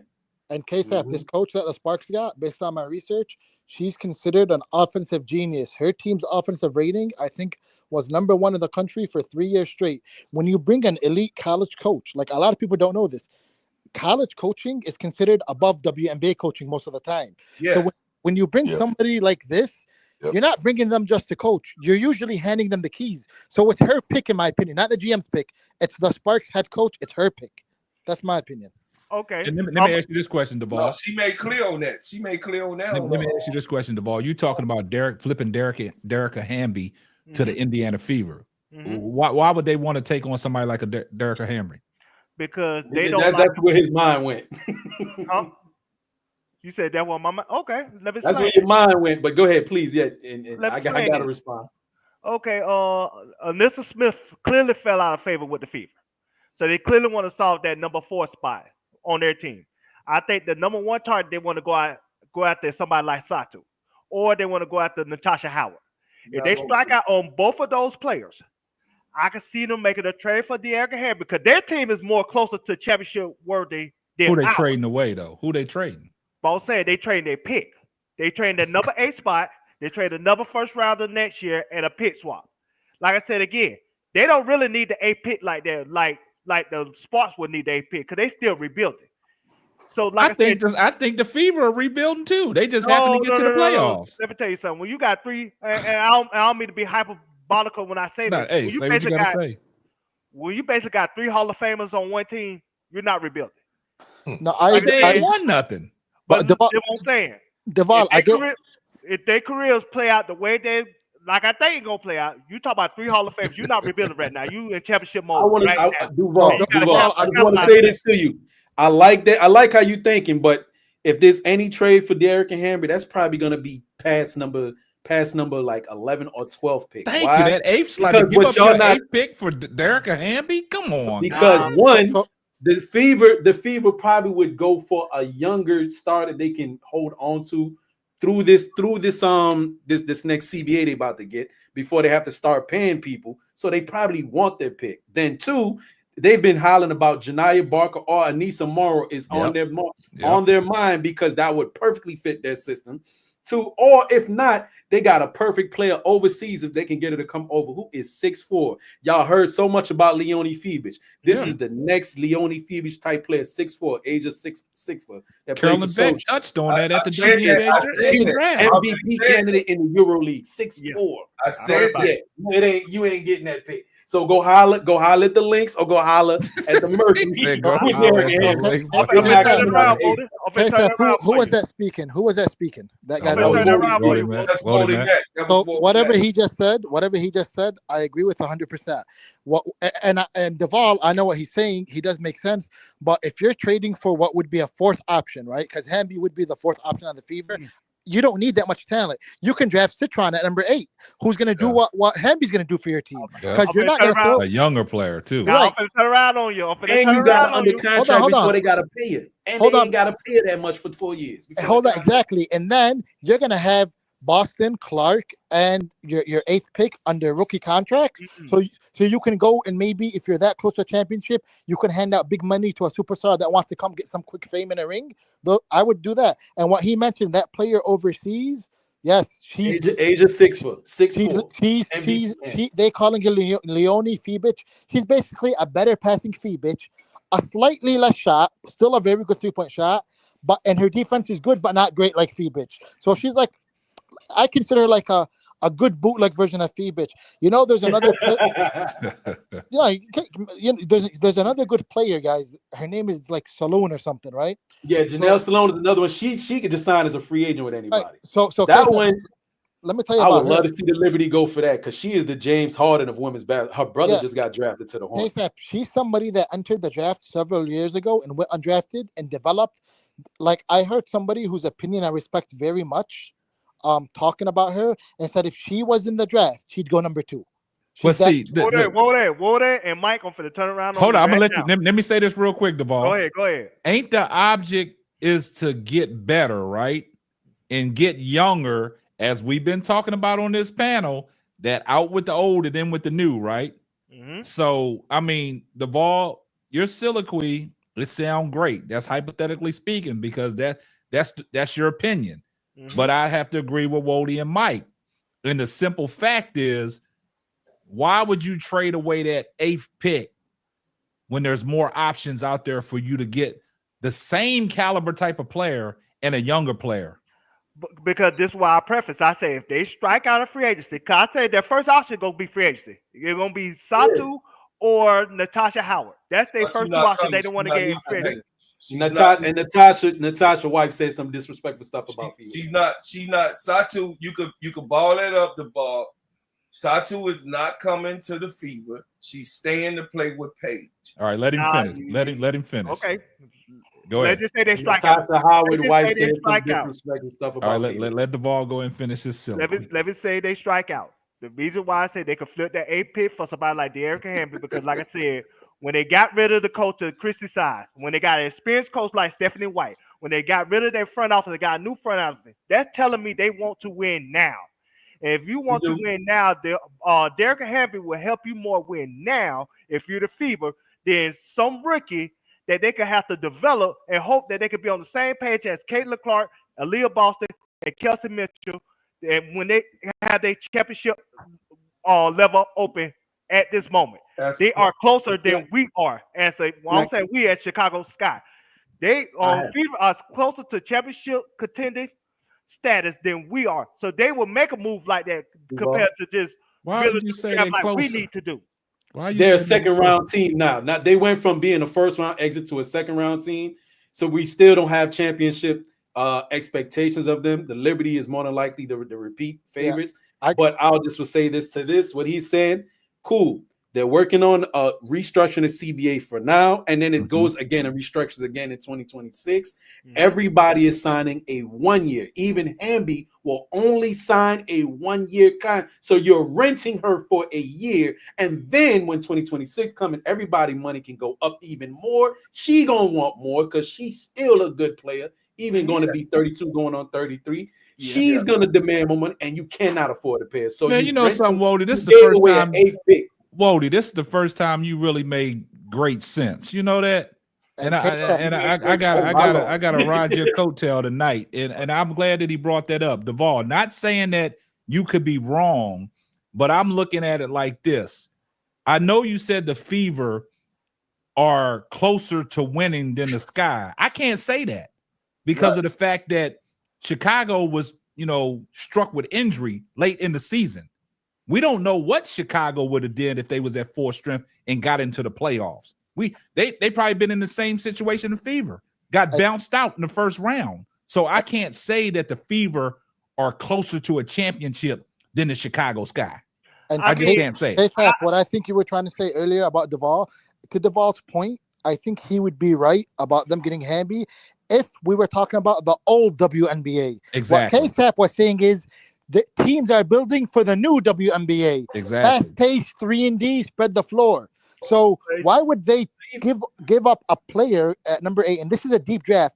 There's only a few elite talents, but in this draft, there's a lot of high floor, low ceiling. What the Fever are trying to do, they don't need stars. They need a high floor, low ceiling. They just need somebody to spread the floor instead of Nilissa. That's all they need. Put it this way: they don't need another Caitlin Clark. They need people to put around Caitlin Clark to build off of. So I don't think Derica Hanbury to the Fever would move the needle. There's players in this draft that can move the needle for the Fever. Because it's the fourth option. And just Duval real quick. You have to pay her. You're good. How long do you think Hamby's going to stay there? Because again, she still got value. And and like I said, which again we're overlooking. She gonna want some money. Keep she in gonna want mind, some money. Yeah. People on them rookie contracts that's going past 2026, they're getting a lot of teams are getting a steal that got good players. You're getting a steal for Angel once that 2026 CBA comes up. You're getting a steal for Cardoso because all of them on rookie contracts. Even your girl Nilissa is still under her rookie contract when 2026 comes. But Hamby's gonna be able to demand $300K when that CBA one of the comes highest around. paid. And then not just that. Not just you cannot pay her, and it makes no sense. Even with Hamby, the only way the Fever can compete with the Liberty is if they get Satu. The Liberty, KSAP, you know how good the Liberty are? They got 2 very good players that are unprotected right now because they're that stacked. You're not. I don't think any team's beating them next year. Phoebus is going to be in her second year. Phoebus is going to be in her second year. Okay, but this is why I can argue with this. When it comes to Hamby and the fit with the Fever, she fit great with the Fever because 1, she runs the floor well. 2, she can shoot mid-range and outside shots. 3, she is great in the pick and roll. So that all fits what Caitlin Clark like to do when it comes to their type of offense. And additionally, I'm not saying the Fever will beat the Liberty. I think Liberty is still the best team, but the mentality that the Fever has right now, they think they're in championship mode. Even though Hamby is on a 1-year deal at the moment, and you're right, you're going to have to pay her when that new CBA deal come in. But at this moment, if they strike out in free agency, they're going to be in championship mode. So they're going to want to do something to fill that. It's pie in the sky, though. It is pie in the sky because you basically throwing away a pick. Basically what you saying, Duvall, I understand you saying strike out in free agency and they go get Hamby. So you saying Hamby is the missing piece for the Indiana Fever? I'm saying she would get them closer to a championship mode than what they currently stand at this moment. You acting like Hamby is now a multi-time all-star. I didn't say that, Duvall. I never said that. I asked you a question. I said, do you think that's the missing piece? That's all I asked you. She would get them close to the championship window now than what they It's not are about currently. getting you close. It's about getting you a championship, because right? You got even like Alyssa Smith. Say they keep Alyssa Smith despite the fact that she's disgruntled. If you got her as your 6th man, that's a good piece. That's a good piece as a 6th man. So it's like the Fever team would be getting stronger if they add another piece to what they currently already have. Because they got Leslie Hall, which is one of the best 3-point shooters in the league, and she's one of the best defenders in basketball. So they have a good team already. I'm not saying that, they will beat the Liberty, but I'm saying they're going to try to put themselves in a position to beat the Liberty. But I think there's other players out there in the draft that you can get a solid pick at number 8 instead of mortgaging that number 8th pick. There's players out there that can come in that are younger, that are hungry, that can get in there This benefit is with a the Indiana Fever. That's all I'm And saying. be on a rookie contract for 4 years. This is a very, And very be on a rookie stacked. contract for This 4 is a years. very, very, very stacked draft pick, even more than it was last year. And somebody said Nisa Morrow is Hamby right now. Bro, That's bro, right. bro, club. This draft right now, they have a couple stars, but what it is, it's prime draft for good role players that are high floor, low ceiling. Last year, you had a lot of stars and they balled. You got Clark, you got Reese, you got Rakia. Edwards was looking good when she was healthy. Brink before got hurt was leading the league in blocks. Cardoso when healthy was looking good. So a lot of stars came out. So when you're talking about the number 4 option, which Hamby would be the number 4 option, I don't need a star. I need somebody who can shoot a 3, space the court, play defense, and run. Give me a young person on a rookie contract. I'm not going to mortgage the future to try to beat the Liberty, who's probably going to beat me anyways, unless they get Satu, and Satu might go there. Because these draft picks are going to be hard to come by. Yeah. If I got a draft pick, unless it's for a special player, and it comes back down to Chicago, I'm gonna bring it back to Chicago. You got the number 3 and you got the number 10 pick. If you don't get what you want, and say Olivia Miles goes number 2, and you don't get what you want, that's when, as a general manager, that's when you say, if I package up the number 2 pick and the number 10 pick, what can I get? And that's the big difference, right? Because you got to get a star that is going to be able to come in, because you just gave up the number 3 and the number 10 pick. And that means that you swinging for the fences now. Hella swinging for the fences.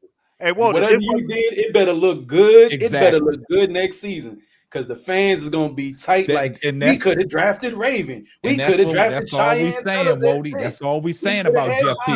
What's up, Keisha? We're gonna see what Jeff P is really about. Let me let Lakeisha get in here. What's up, Keisha? Hey, what's going on with y'all? All right, Miss Lakeisha. Y'all rocking tonight?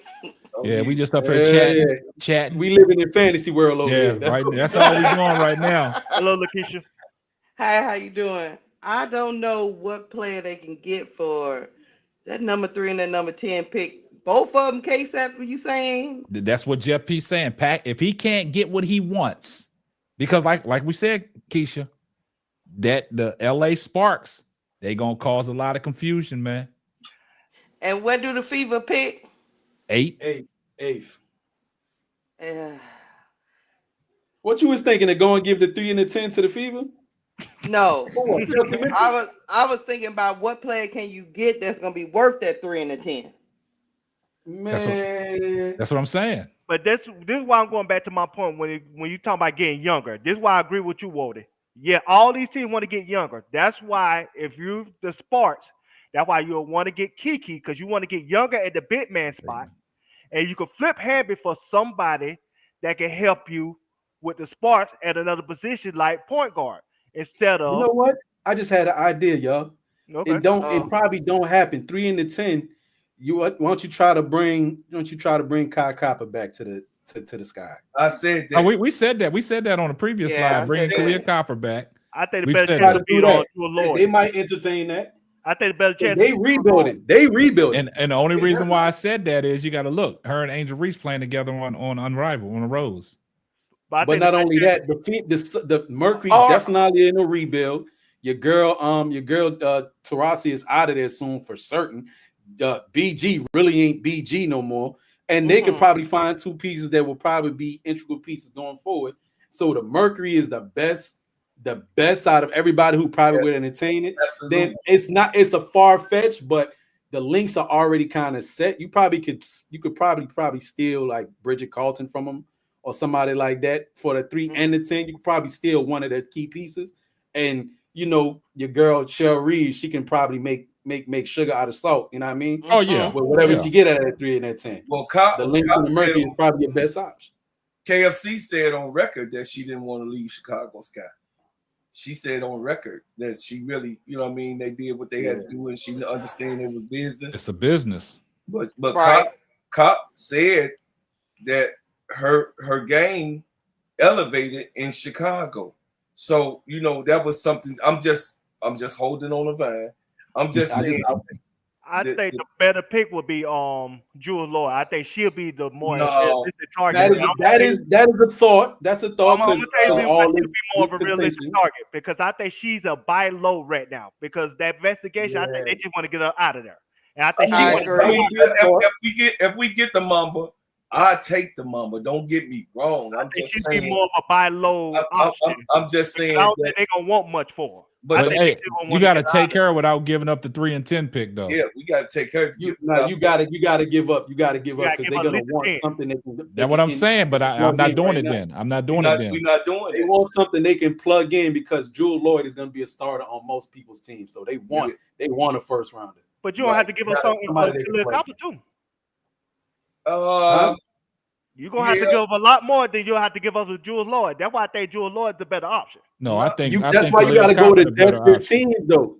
And the most desperate team in Seattle, I forgot about Seattle, because of this contention. And if this really is an issue, then I think Jewel Lloyd would be available. And then because Phoenix ain't contending for no championship, no rings, no time. Right now they scrambling. They trying to figure that out. Like you said, you can rob them, no ski mask right now. That's and right. Right now Atlanta, they trying to listen, cause you got to look at Phoenix right now and where they at right now. You know, you got Tasha, right?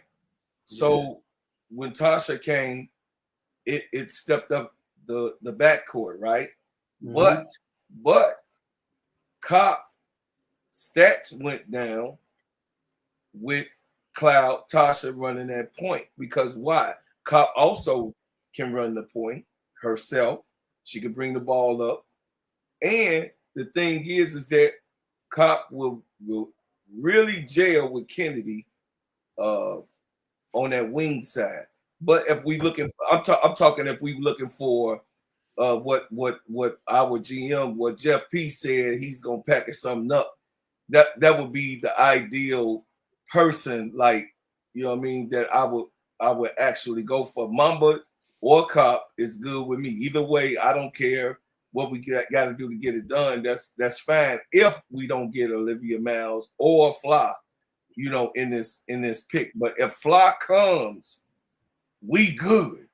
If Fly comes into the draft, I'm not worried. I mean, if she makes that announcement, Fly comes, we good. We know Fly gonna go at number 2. We gonna get Olivia. But decent size, decent scorer, decent size. Because with Jewel Lloyd, it's most likely that coach gonna get fired. That the team gonna lose draft picks. So I think they're gonna be a lot about buy low option because they're gonna want to get her out of there. She exposed too much. Now listen. They are not getting rid of Nomi. They are not going to get rid of her. And if that investigation is let me show you why. Let me show you why. I know you got people that work there, so I'm gonna listen to you. Let me show you why they're not gonna get rid of Nomi. Nomi is an X and O's coach. It's hard to find that type of coach. I don't care what else is going on. The same type of coach that LA got, the Storm already has that in Nomi. Listen, check this out, Duvall. What I'm saying is this. I'm gonna go back to and allude to what I'm saying. Since we know that Jeff P want to go big, let's keep the main thing the main thing. Since he wants to go big, there's no other suggestion that we can actually in our brains and say, hey, Kennedy gonna have to slide to the point guard. That's where I'm at, and I'm gonna stay there, and I want y'all to book it. And when I'm talking about if Fly don't come out, Kennedy is sliding. I don't think they don't, and I know that Jeff P is a smart man. He only made a questionable move, but then I can't question it no more because Tyler Marsh is here. But he has made decent moves, and then I called it with Awede. I called it, you know, K-Sap could stand on it with it, and Sister Lakeisha and Sister Noble. I said that Awede, they're gonna try to make Awede the Jackie Young. And what did he say? That's what he was going to do. From what I'm seeing with my eyes, Kennedy is great and good enough to go to the point. You got your your Iverson. But You got your your point guard that can play that position, and she's not a distinctive one-on-one person like Mitchell. Okay, she's more. Hey, L. She's more of a player that has a lot more court awareness to get other people the ball than to chuck it. You got what I'm saying? Well, bro, I Clark, think you like. But I there's think you no like the other. idea of.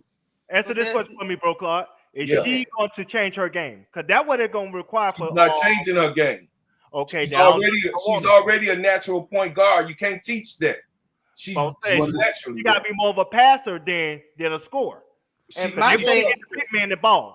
They said in the press conference. They want to get them big man the ball. But she showed that when she was on the phone. Remember, Duvall, we was talking about this during the season. Duvall, I know you can't forget this. She was the best at getting Camilla the ball this year.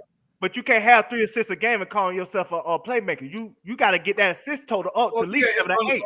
They was depending on. So we can't assume she got to show that. That's what I'm saying. That's what I'm saying. She got to change her game to the point where she got to make that the main thing. In order for this offense to get to its fullest potential. But Hold hey, on, guys, go ahead, Keisha. Go ahead. Hold on, guys. There's nobody else in this draft that we could take as a point guard other than Olivia Miles. Right. Is that what we're saying?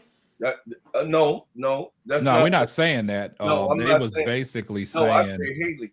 Yeah. Bro Claude said Haley Van Lith, and then everybody came with this notion that that's not going to work because they small in stature, and that's not the way the WNBA is going. And I came out and say, man, y'all knocking these little small guards But for a point guard, that'll work. That's what I said. Yeah. But generally, those small guards are just like they in that Allen Iverson mode. They trying to score. They're not really trying. The only one I see that right now, if you go look at the stat track of right now the college stats, Georgia Amore is the only small guard that's getting buckets and is also in the top 5 in assists in the nation. She's 15 points and like 8 assists, right? 5'6". She's a senior coming up, but she's 5'6". You know what I mean? I will say this. I'm all for getting all the packaging up stuff and getting this person and bringing them over and all this great stuff. But I really think you can build through the draft since you got a developmental coach. If you didn't have a developmental coach, then I could say, yeah, but you got time to build a team to win a championship. You build through I think you should build through the draft, and if some of those players don't make it, you'll at least have a bench. But to just go give all your picks away for one player and then your bench is still horrible, I don't think I subscribe to that. That's but right. That's just me. And what I'm saying for them, they talking about all this hype because it's looking like it might be 2 guards getting taken if the mock draft is true to what they suggest. That I would the numbers I gave you earlier, KSAT with the 10.6 6 assists, so on and so forth. That's Cheyenne Sellers, right? From Maryland. Right? Yeah. And she's at like about 37-40% from 3 at 6'2", and she played a guard. Come on now. Yeah. Like what more do you want? And for a 10th pick, there you go your height, some stretch the floor, everything, and a guard, big guard right there. And then just figure out what you're gonna do with the 3. All right, we got L up in here. What's up, L? How you doing, L? Hey, what's up, everybody? What's up, baby? Happy Monday. You know what I'm gonna do? I'm gonna do a quick in and out because I'm driving. But I wasn't gonna even come up tonight. But when I heard the convo around Ka and what it would look like or what it would take to get her to the sky, it piqued my interest because. If we have to do anything where we can't go deep in the draft, like, build from the draft, like Lakeisha is talking about, and I'll chime in on that in a second, I would prefer to get Ka. If she's already said that she never wanted to leave Chicago, but she understands why she had to go. Yes. Remember when the Mercury came and played at Chicago? They gave her like a fanfare. You would have thought she was a legend. I mean, they had a whole presentation for her. They didn't do that for Courtney Williams when the Lynx came. No. So it that could speak. It could mean nothing, but it could also mean something, right? Like that. Check this out though. Peep her social medias where all her pictures of her with the belt, the wrestling belt over her in her Sky uniform. That Okay, ain't came down yet. Peep that. I'm gonna have to go check that out. All right, now go ahead and So continue. it's not a bad look, but what would need to happen in order for that to become a reality, if it's even a possibility. I agree with Bro Claude, I think it was, that was talking about, like, we didn't get to see the Kai that we know she is because the system that she was in Phoenix just didn't work. You got ball hogs, it just wasn't the right system or team put together, in my opinion. But I also agree with Lakeisha on the part that we need to have a deep bench because we got exposed last season where our bench was concerned. So we definitely have to fix that problem. No production off that bench. No production off that bench. When we did get some production, it was like real streaky. So that's my thing on Kai. I would love to hear y'all thoughts after I finish on what it would look like, what would have to happen in a great perfect world for us to get Kai, right? I was gonna ask you, Miss L, what will you be willing to give up to get it? Because it's gonna cost you. And let's just say Phoenix, like, well, we do need a player. We're willing to figure something out with draft picks, but we need a player, right? And it's gonna be one of them players that you protect. So who you will, and we know Angel's off the table, of course, Cardoso's off the table. Right. But let me just throw this out there. I would think the most reasonable one would be Michaela. Are you willing to give Michaela and some first round picks to get Kyle back in Chicago? I would in seconds. No, and the only reason why I say no right now is because of the investment that Marsh is putting into developing Michaela. That's the only reason why. And here's the problem that we have. Here's the other problem that we have that I said at the onset of the show. When we're talking about protecting 6 players, I don't even feel like we have a team where we have 6 real players to protect. You got, if Kennedy is out of the equation, whether Kennedy is there or not, like everybody, I think at this point, 90% of us at least want Kennedy to come back. We don't know what's going to happen. At this point, I'm not even paying attention to nothing else she's posting. We just going to have to wait and see. But I don't know that I would want to give up Michaela and a draft pick for Kai. No. Only because would be multiple picks because Kai is more valuable and more versatile than Michaela. Now, what I will say is if we can't get Miles at the 3, which it looks like right now we probably won't. Again, it's still very early, too early to tell. But in a scenario where Miles goes at the 2 to the Sparks, then I'm willing to give up the number 3 pick for Kai and something else. And it may come down to a player. It may come down because Kai is actually very valuable. So they might want to play. Extremely valuable. Yes, she's extremely valuable. They might want to play and some picks. Jewel Lord is an option though. What you willing to give up? All right, hold on, guys. Hold on. What's your thoughts, Brooklyn? What's up, Brooklyn? What's good, y'all? I think everybody coming up with good ideas. Just a draft, so it's 101 ideas we could come up with. But I'm still a advocate for it's more talent in a draft than the more popular players that you know. You know what I'm saying? Like you already know K-Sap. I've been champion Olivia Miles' name from the beginning. But if we miss out on Olivia Miles, I don't think that it's the end of the world. Oh no, I agree with that. I feel like it's other people, it's other talent, it's other names in the draft that can help the sky. I think a lot of people are sleeping on these girls in college. One thing that I've learned, because I started in college I'm a new women's basketball fan, right? And I started in college first because of the Angel Reese, Caitlin Clark game, and then I followed Angel Reese into the WNBA. One thing I've noticed, and not just being in here, being in the Twitter spaces, being in, these rooms and just meeting WNBA fans, I've noticed that a lot of it's a divide between like WNBA fans and college fans, right? A lot of people from the WNBA side feel like you need experience. We got to get experienced players, and it's a lot of people from the college side who really know how talented some of these girls is in college. So I just think a lot of people just don't know what they don't know. You know what I mean? You got to do research. You got to pay attention. It's a long season. The season just started too. And these teams just started playing each, like the ranked teams, the good teams just started playing each other. You know, these teams is beating up on teams that's trash basically. So you got to kind of give them some time, and you got to really see what's out there. Don't overreact because it's early in the season. These games is going to really pick up in January. That's where you're going to really start seeing matchups, playing matchups. And then obviously we know what March is. So, you know what I mean? I I encourage everybody to give some of these girls a chance because there's some gems in his draft. Not only the big three that we talking about, you know what I mean, in the first round. There's some gems in the second round. There's gonna be some gems. That's why I keep just naming people. Like people don't even know like somebody like a Bree Hall is gonna be available in the third round. Like, you know what I mean? Like I keep mentioning a girl named Lucy Austin in Iowa. That's a point guard that's really getting busy. Like it's a lot of players out here that outside of these names that y'all keep rotating. It's a lot of good players out here. So don't sleep on some of these girls in college. But listen, I'm not mad at the Kai I did. I would love to see that, right? Like the Drew Lloyd, not so much only because of her height. I feel like Drew Lloyd is more of a 2 than a 3, and we need a 3. But I love Drew Lloyd's game. So we didn't have Kennedy Carter. I would love to see the Drew Lloyd. But I think we need somebody at the 3 that's 6 feet or above.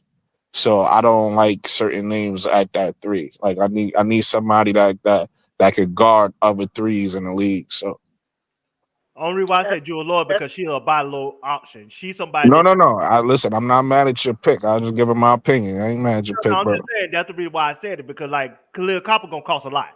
And I mean I love Khalil Copper. I hope we get him, but like I said, you're gonna have to give the 3, the 10, and probably Mikhail. But when Jules Lord, you might just have to give up the 10, and that's it. Yeah, but you Nah, also got to that think. Drew Lloyd probably gonna You cost you at also least 2 first as well. regardless of the names we choose, you also got to think of how they gonna fit. What position are they gonna play?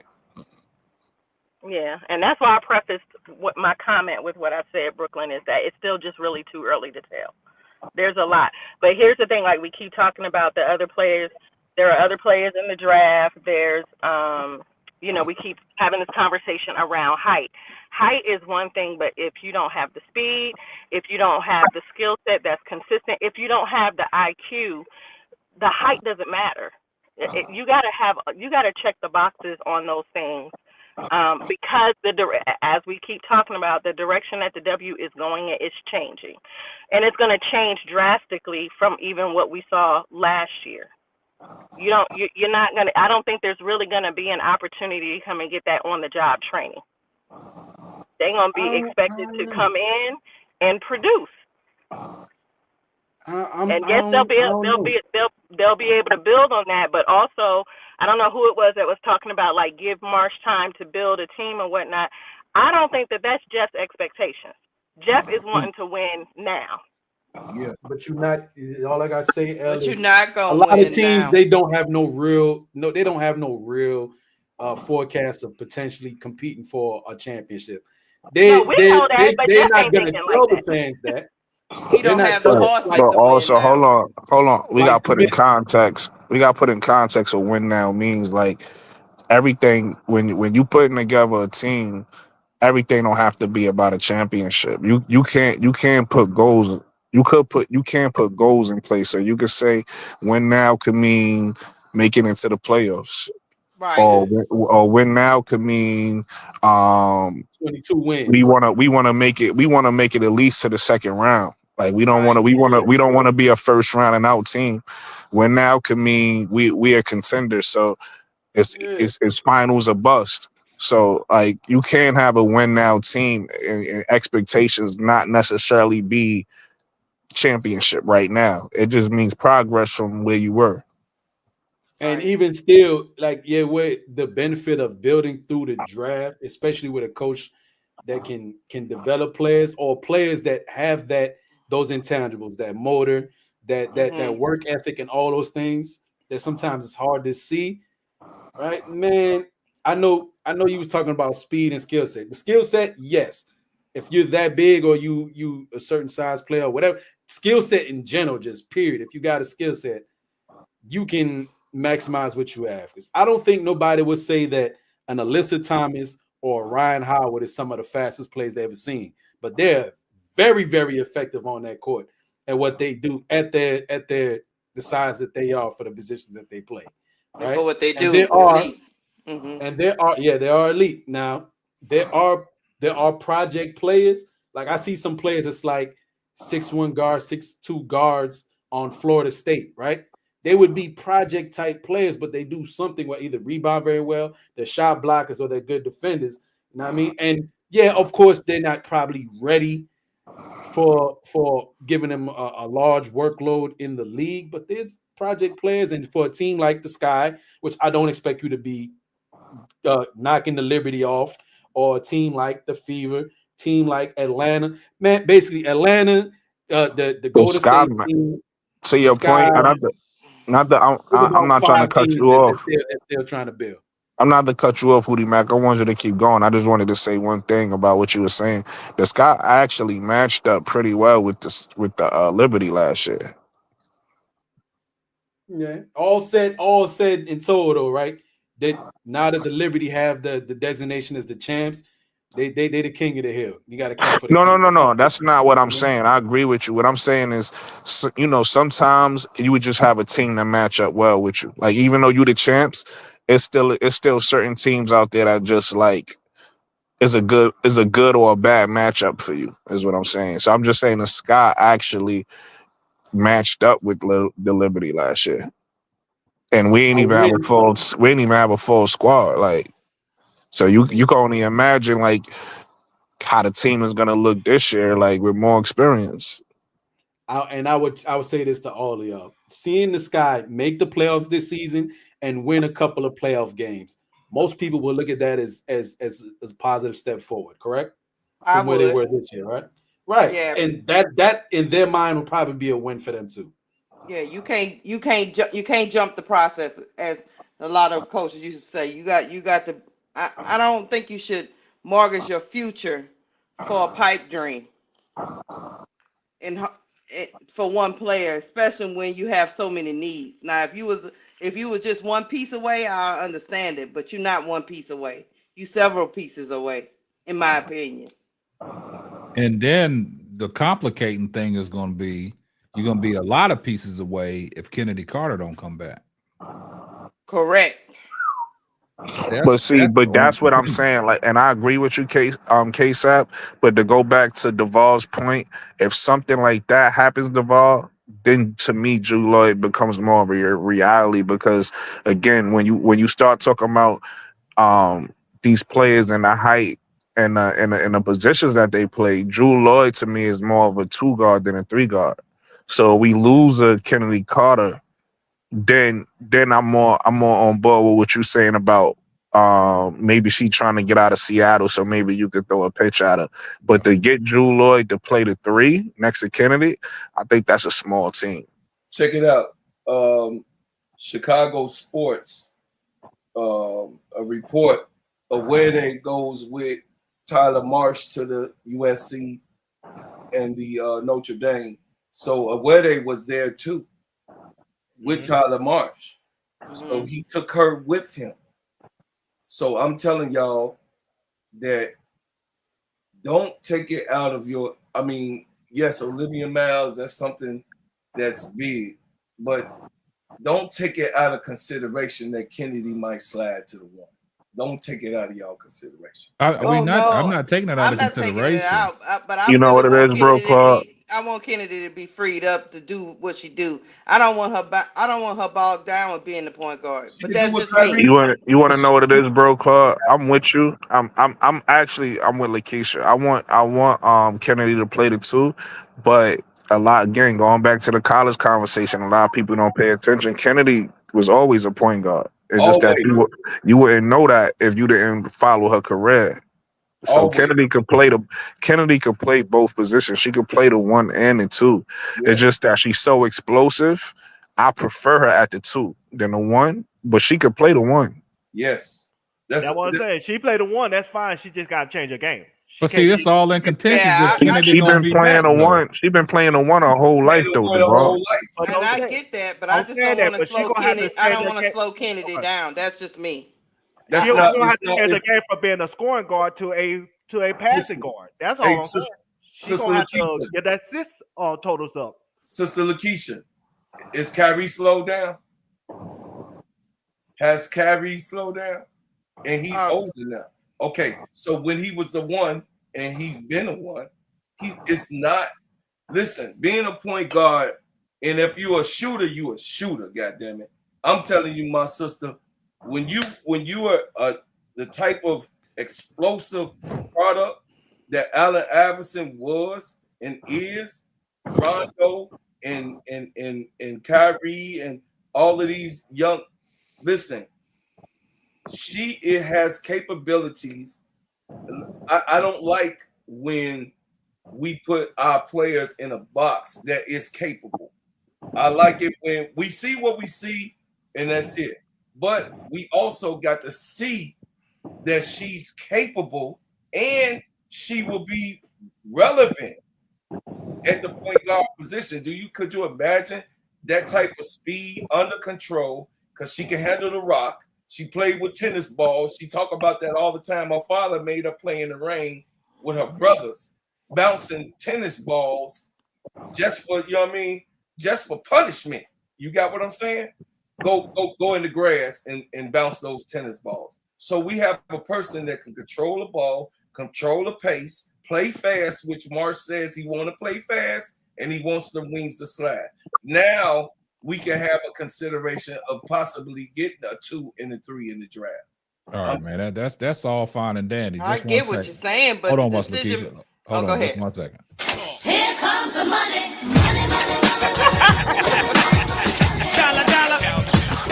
Hey, shout out to Mike Mike funny. for the two. Yeah, shout out to Mike for the $2 super chat. He said we need to tell Jeff, well, ask Jeff that who he's working for.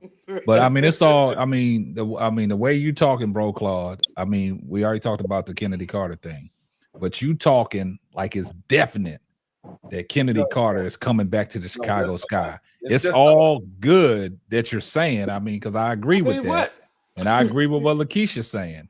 But this is all on contention, man. It changes everything. Yes. If Kennedy Carter is not going to be back with the Sky. Yes.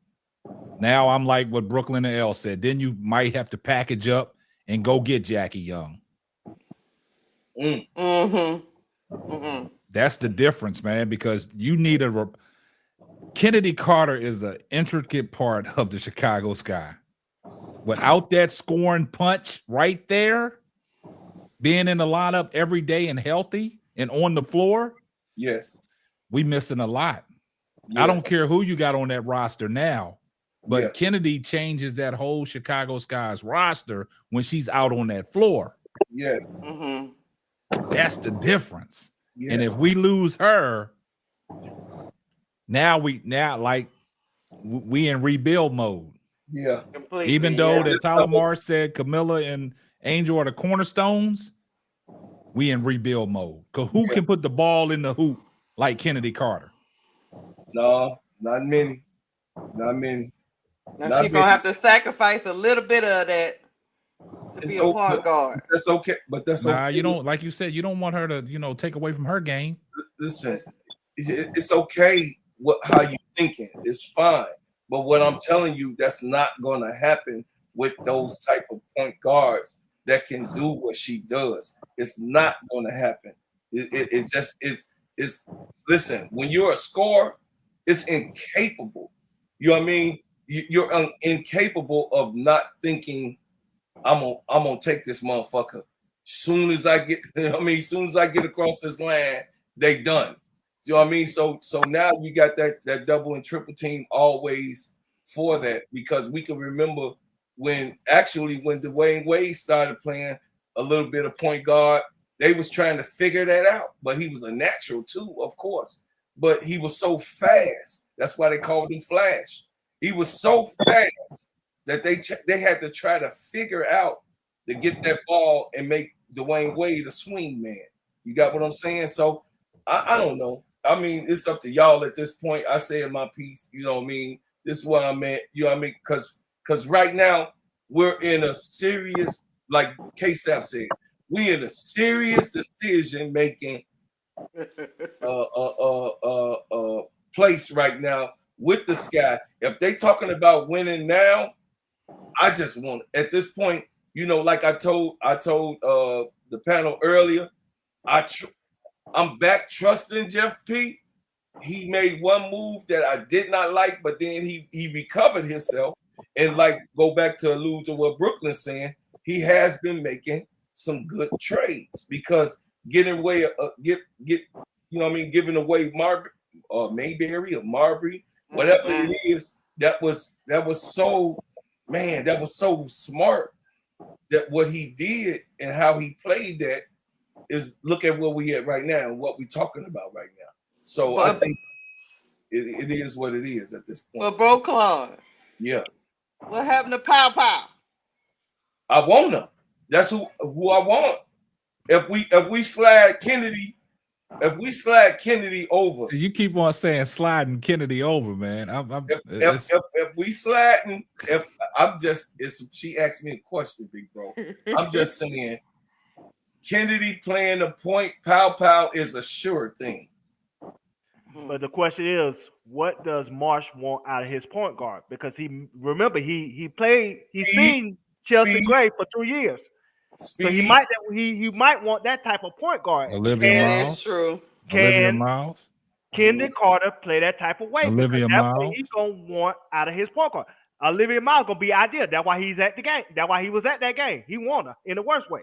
But if he can't get her, and if Locroix is correct, and he slide Kendon Carter in that point guard role, he gonna have to play that certain way, or it's not gonna work under Tyler Marsh the way he envisioned his basketball team. And that's what we got to factor in when it comes to that situation. Or do you work up a deal to where you can trade to that second spot? That's what I'm saying.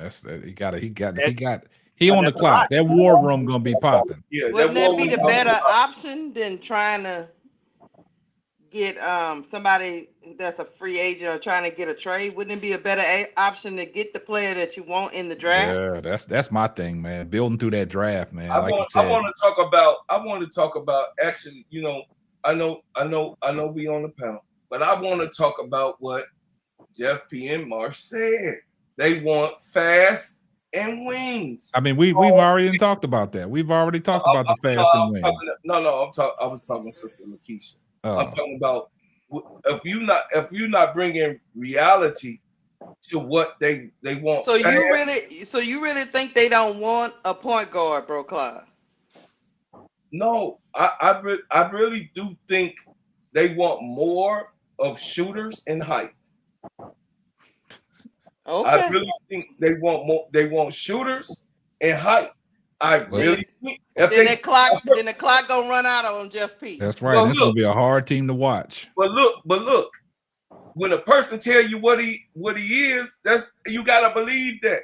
So I'm trying to figure it out in my mind on how, because Tyler Marsh like to play fast. So how we won't get if they want to play fast, why don't Olivia Miles fit that bill? No. She's really good in transition. I'm not saying that, bro. I'm just saying, broski. If we want to play fast, Kennedy has to be in that. You keep on talking about Kennedy, man. We talking if Kennedy's not there. We're trying to find options, the replacement. What we're gonna do? That's the main call right here. Is Kennedy Carter? If they don't bring Kennedy Carter back, where do we go? So you're scratching your head. See that's what I'm talking about. Because she ain't tall enough either, as what Jeff P was talking about. 5'8". She all good. She every bit of 5'8". All right, hold on. Let B Will get in here. I know B Will been itching to say. What you got to say, B Will? What's up, my people? What's going on? All good. I just want to say, if they want to play with speed, then you serve up Rachel Bannon on the plate. You package her and whoever else you can to get somebody that fits that bill. Rachel Bannon does not fit that bill. Not Big Mama.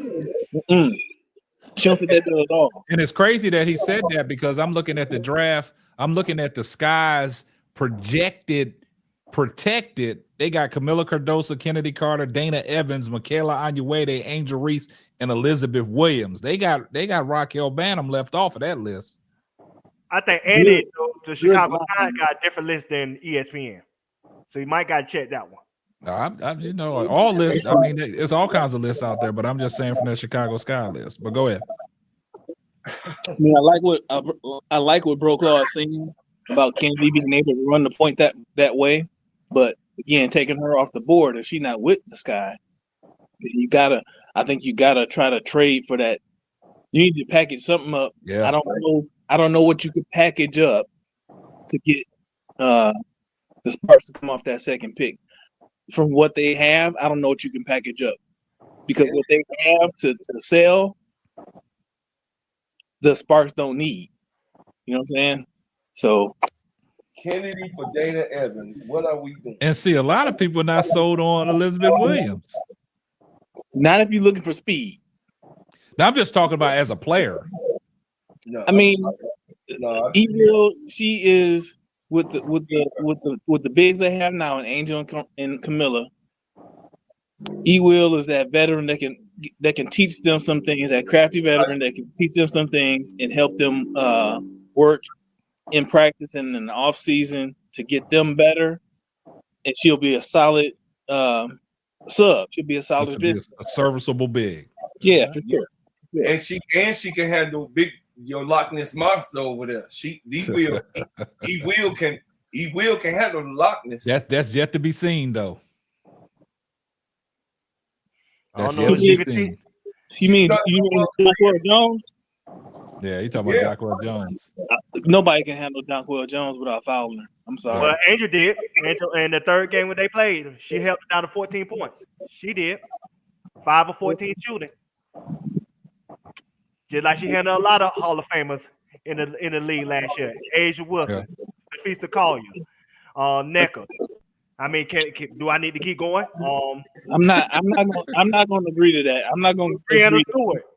All of them had their worst games when Angel Reese defended them. 1-on-1 whole game. Shut them down like super glue.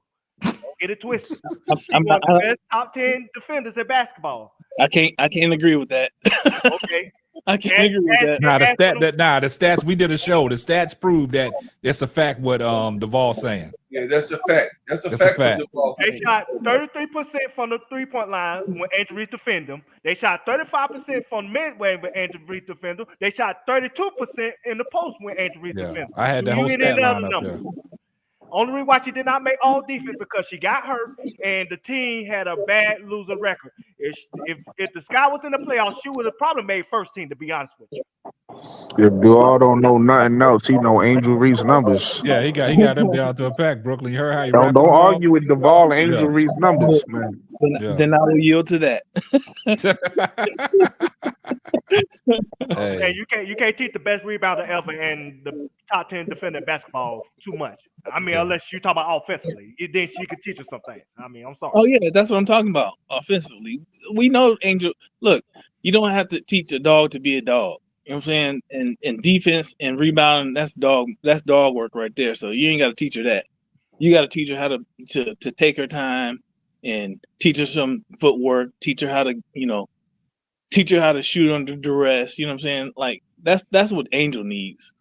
Oh, I forgot to add this. She held out De'Erica Hamby 5 points. She held out. Shut it down. She shut Rakia Jackson down in the second half. 0 points.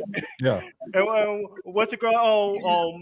The girl that got drafted on number 5 to Washington. I forgot her name. Out of UConn. Aaliyah Edwards. Aaliyah Edwards. She held it on 5 points too. Yeah. All right, hold on for just 1 second, man. Here comes the money.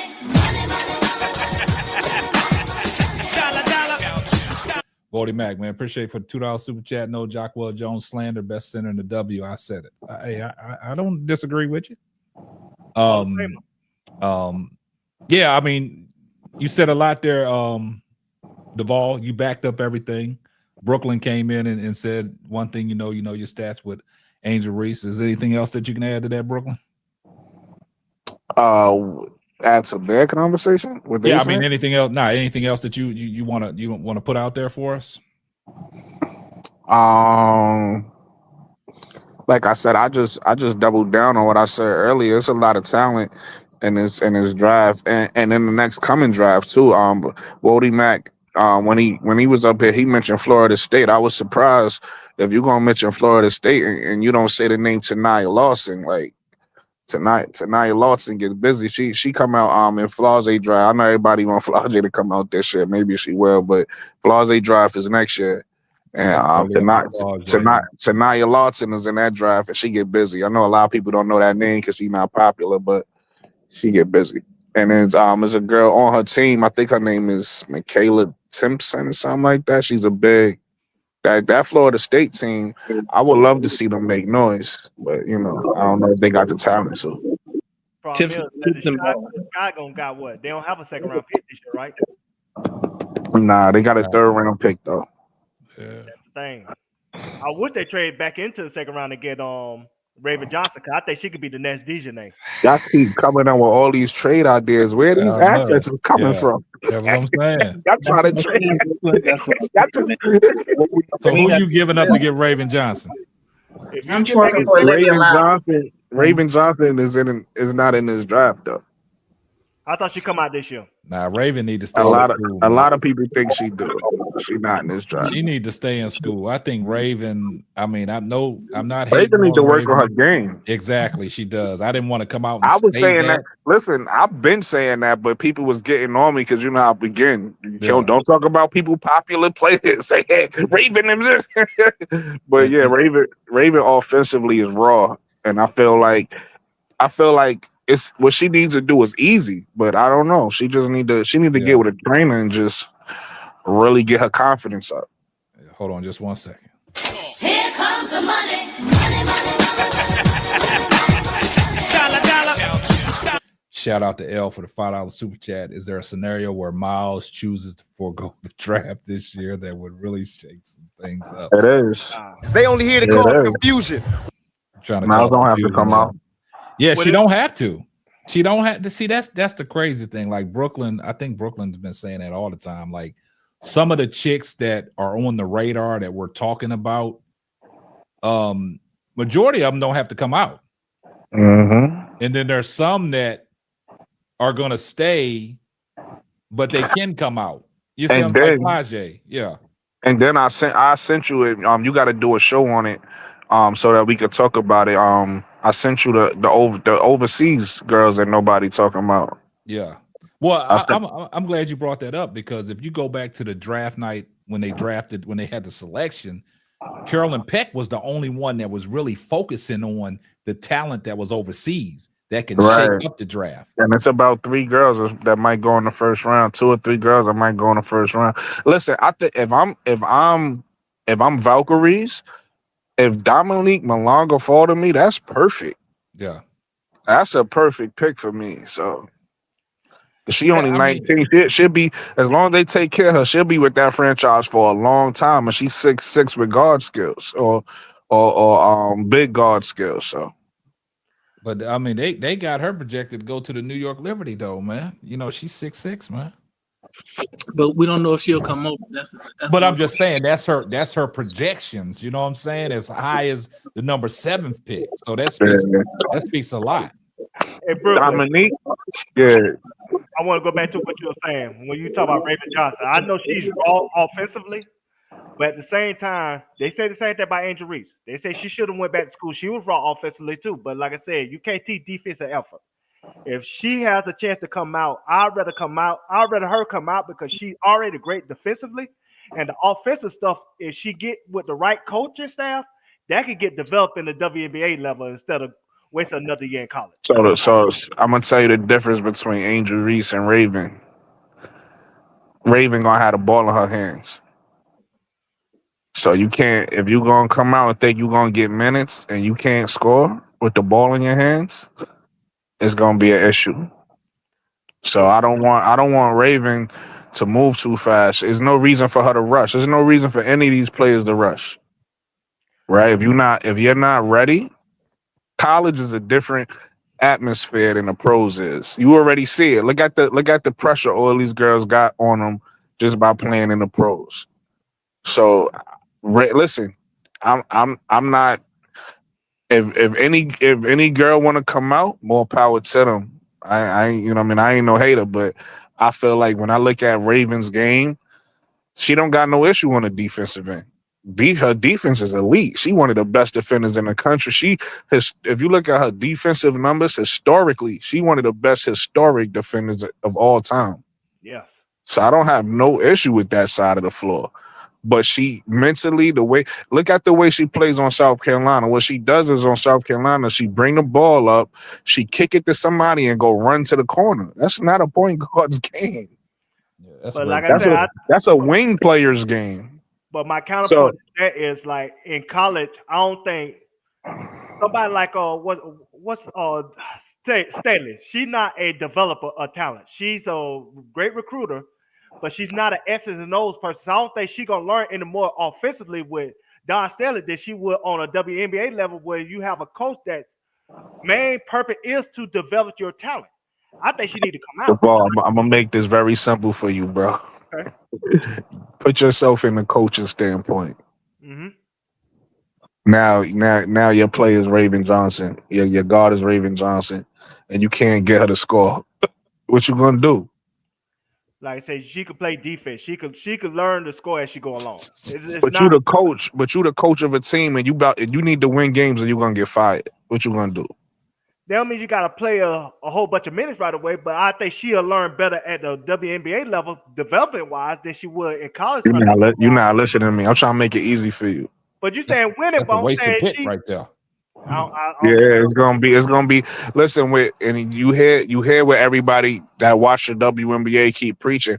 Oh, experienced vet, experienced guard, and you got Raven Johnson out there who we all love. We love Raven Johnson, right? I can hear it in your voice. You love her too. But if you got an experienced guard on the bench with her that's doing what she not doing, what are you gonna do? You have to bench her. Like, what are you gonna do? Man, yeah, that's a good point, Brooklyn. It's like look what happened to Dana Evans this year. Dana Evans started.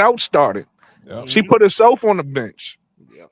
That's what's gonna happen, Brody. I'm just trying to make it easy for you. Hey, Dana Evans and Raven Johnson, one of the same.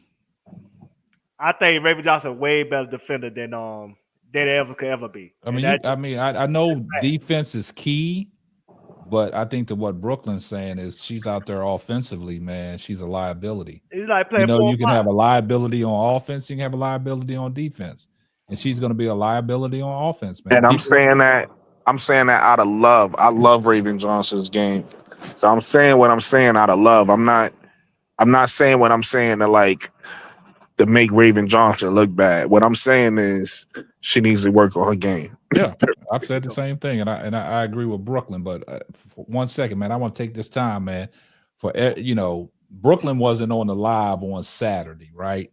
So I just want to take this time out for everybody in the chat, man. We got to do this, man. It was Brooklyn's birthday on Saturday, right? Happy birthday, brother. He wasn't on the live with us to give him the proper shout out. But Brooklyn's birthday was Saturday, so I want everybody in the chat to shout out Brooklyn for his birthday. Also, if you want to do it like we do, we support each other over here, man. Brooklyn's Cash App is in the chat. If y'all want to give him a small donation for his birthday, y'all feel free to show the brother some love. Appreciate that. Thank you, K-Shop. Yes, sir. Thank you for all the birthday wishes. Happy birthday, Thank you for all the birthday wishes from everybody. Listen, man, if you don't even want to donate nothing, I'll take a sub, man. Subscribe to the channel because the perspective is coming soon, man. I'm waiting. They delaying I done ordered some stuff on Amazon. I got 90% of it. Okay. But they delaying. I got the dummy battery for the camera. I'm waiting on that. Yeah, you need I need that, and I'm waiting on the I got the lights already, but I don't have the stand. I bought a stand to put up the light, so I'm waiting on that. And it was one other thing. I think I forgot what it was. So I'm just waiting on the crown. I got that's just not important, but I got a crown for the mic. I don't know if you know what that is. About the pop filter thing or something. Yeah, I got the pop filter too, but it's a crown. You know what it is, K-Sap. It's like that thing that goes around the mic. It just holds it in place, basically. Like what rappers use. Yeah. So I'm waiting on that. So what type of mic you got? A dynamic or a condenser? And I got a is it dynamic? I think it's a dynamic mic. If I'm not mistaken. I would have got a condenser. Nah, he got the pod mic. It's the pod Yeah, mic. the Right? reason why I didn't get the condenser one, if I'm saying it right, I might be mixing them up. One mic they were saying picks up every little sound in the room. I didn't want that. I think that was the one you talking about. I wanted the mic to isolate my voice. I didn't want everything, like if every single sound in the room being picked up by them. I didn't want that. Yeah, That's an over-your mic. Yeah, that's key, man. Now the condenser What mic. you talking about, Duval, is best for like recording music. Yeah. Now he and got the stuff pod. like Now that. he got So the pod mic. I got a pod mic. If I was recording music, I would have got the mic you talking about. He got this mic right here. Oh, okay. Yeah, That's the mic he got right there. The Rode pod mic. Perfect mic. That's the one he need. Yeah. But we just want to give Brooklyn that shout out for his birthday, man. But like I said, man, I always appreciate what everybody does, man, in the channel. We elevating, we growing and we flowing. Great panel discussion tonight. Everybody in the chat, shout out to the moderators and all the members and stuff like that. But we're gonna go back to our final thoughts. So we got Sister Noble on here. What's your final thoughts, Sister Noble? Oh, she went to sleep on us. I'm sorry. My bad. I was preoccupied with some. Sister Noble be over there dancing to her music. No, I just got somebody stalking my ass. Like, oh Lord. I mean, it's just weird. It's just really weird, But it's the skin. It's the skin, Sister Noble. Yeah. Okay, stalking you. It's that brown sugar. That's it. That's it. This is a white lady. This is a CC fan. Yeah. Oh Lord. So you got Lady Drake. Drake's doing people now, so Yeah. I'm just saying it's a CC. I know it's a CC fan. It's a white lady. I know that for sure. Okay. Oh Lord. I just feel really for real. Y'all laughing, but I'm dead ass here. I feel bad. I feel sorry for people. I mean, because I just really feel sorry for people that do this, that do stuff like that. Yeah, it's horrible. It's like, I really feel, get a life. They're too emotionally invested in it. Anyway, it's weird. It's just weird to me. Anyway, Keep that gun on your pillow. Yeah, it's just really strange. That's all I'm saying. What's that final thought? So I've been, So I'm just preoccupied. I'm sorry, y'all. I'm sorry. That's your final thought. I'm sorry. I'm sorry, y'all. All right, we'll come back to you. What's your final thought, Duval? Man, it's a long way to go between free agency and the draft. So we'll see how it all play out. I'm just happy to be up here. Thank you, K-Sap, Bro Claude, Sister Noble, be safe, Lakeisha, Brooklyn. We always disagree, but we always do it out of love. Yeah. Be well. Nah, I agree with you sometimes too. Don't only remember the times I disagree with you, brother. I agree with you sometimes. Disagreement is healthy. It's all I'm not disagreeing, saying I don't disagree with you. I'm saying sometimes I agree with you too. I'm saying don't focus on one side and not the other. I'm just saying, me and you, when you got two great basketball minds, it's always, They always want to take that one negative, Brooklyn. That's what they want to do. They don't want to talk about the non-positive. Right. That's what, and that is, you hit the nail on the head, K-Sap, because, and I'm not saying you doing this, Duval, but a lot of times what people do is they focus on the negative and they don't focus on the positive. So I always got to remind people, like I did the Bro Gad the other day, because bro got to get up here and think everybody against him. I'm like, yo, I agree with you too. Like, don't forget that. Yeah. Like, if I disagree with you tonight, don't act like everybody always against you. I agree with you sometimes, so don't do that. That's why I love the disagreement with you on Brooklyn, because like I said, it's always a mental exercise. It's always keep your brain going. It's always say keep your brain sharp. You don't want everybody to agree with you all the time. No, absolutely, of course that. Yeah, and it's not even pushback. It's just original ideas. Like, we could have our own ideas. Sometimes we're gonna agree. Sometimes we're gonna disagree. Ain't nothing wrong with that. Yeah. But either way, it's all love. I appreciate all of it. So absolutely. I want y'all to have a good night. Thank you for everything, and see y'all tomorrow if y'all have one. Yeah, we be back. We need you back. Lakeisha should know more than anybody. Don't agree with me, Lakeisha. Y'all better be No, glad. I make it my mission not Y'all to. better be glad Sister Tony ain't came up on here tonight. Right, it's Sister Tony be trying to cause confusion. All right, B Will, man. B Will, what you got for us, B Will? My final thoughts. Please, please, please, Lord, some way, shape, or form, let the stars align and everything that's needed for the Chicago Sky to keep Kennedy Carter and get Olivia Miles. Whatever got to happen, let's make that happen. Amen, B Will. You said you couldn't say that no better than I don't know who was gonna say it, but hey, that was great right there. That's my prayer. That's my prayer right there. Amen. That's a I got deadly a final combination thought. right there. I got a final thought. What's that? I'm gonna say that Kennedy Crawford is not gonna come back.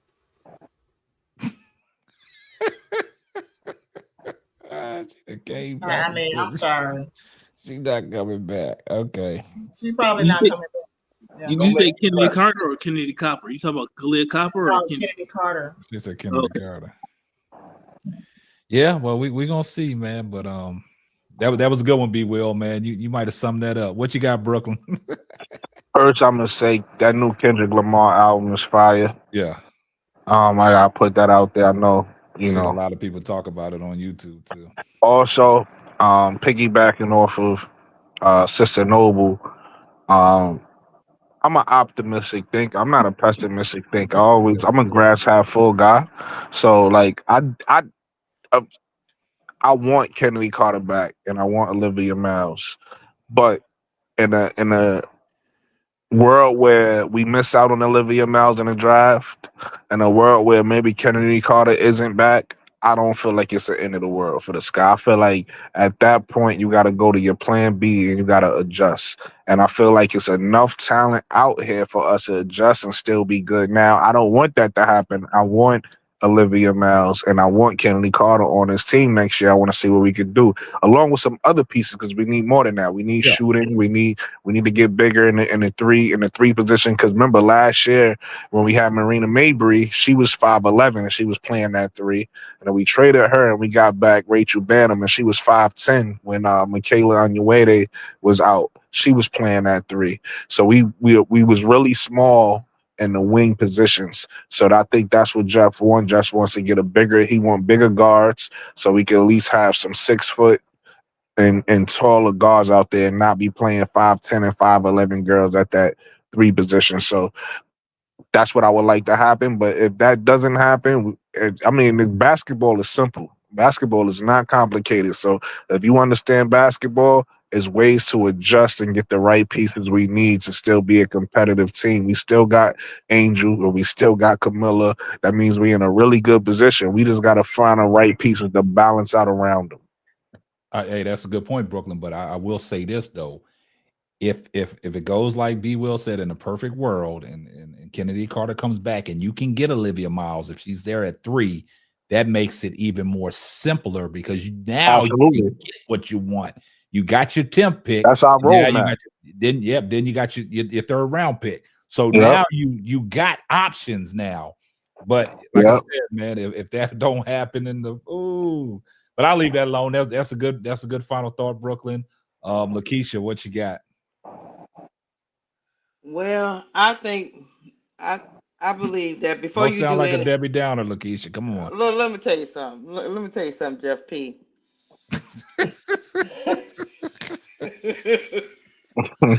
Your first priority, Jeff P, is to get Kennedy Carter back on board.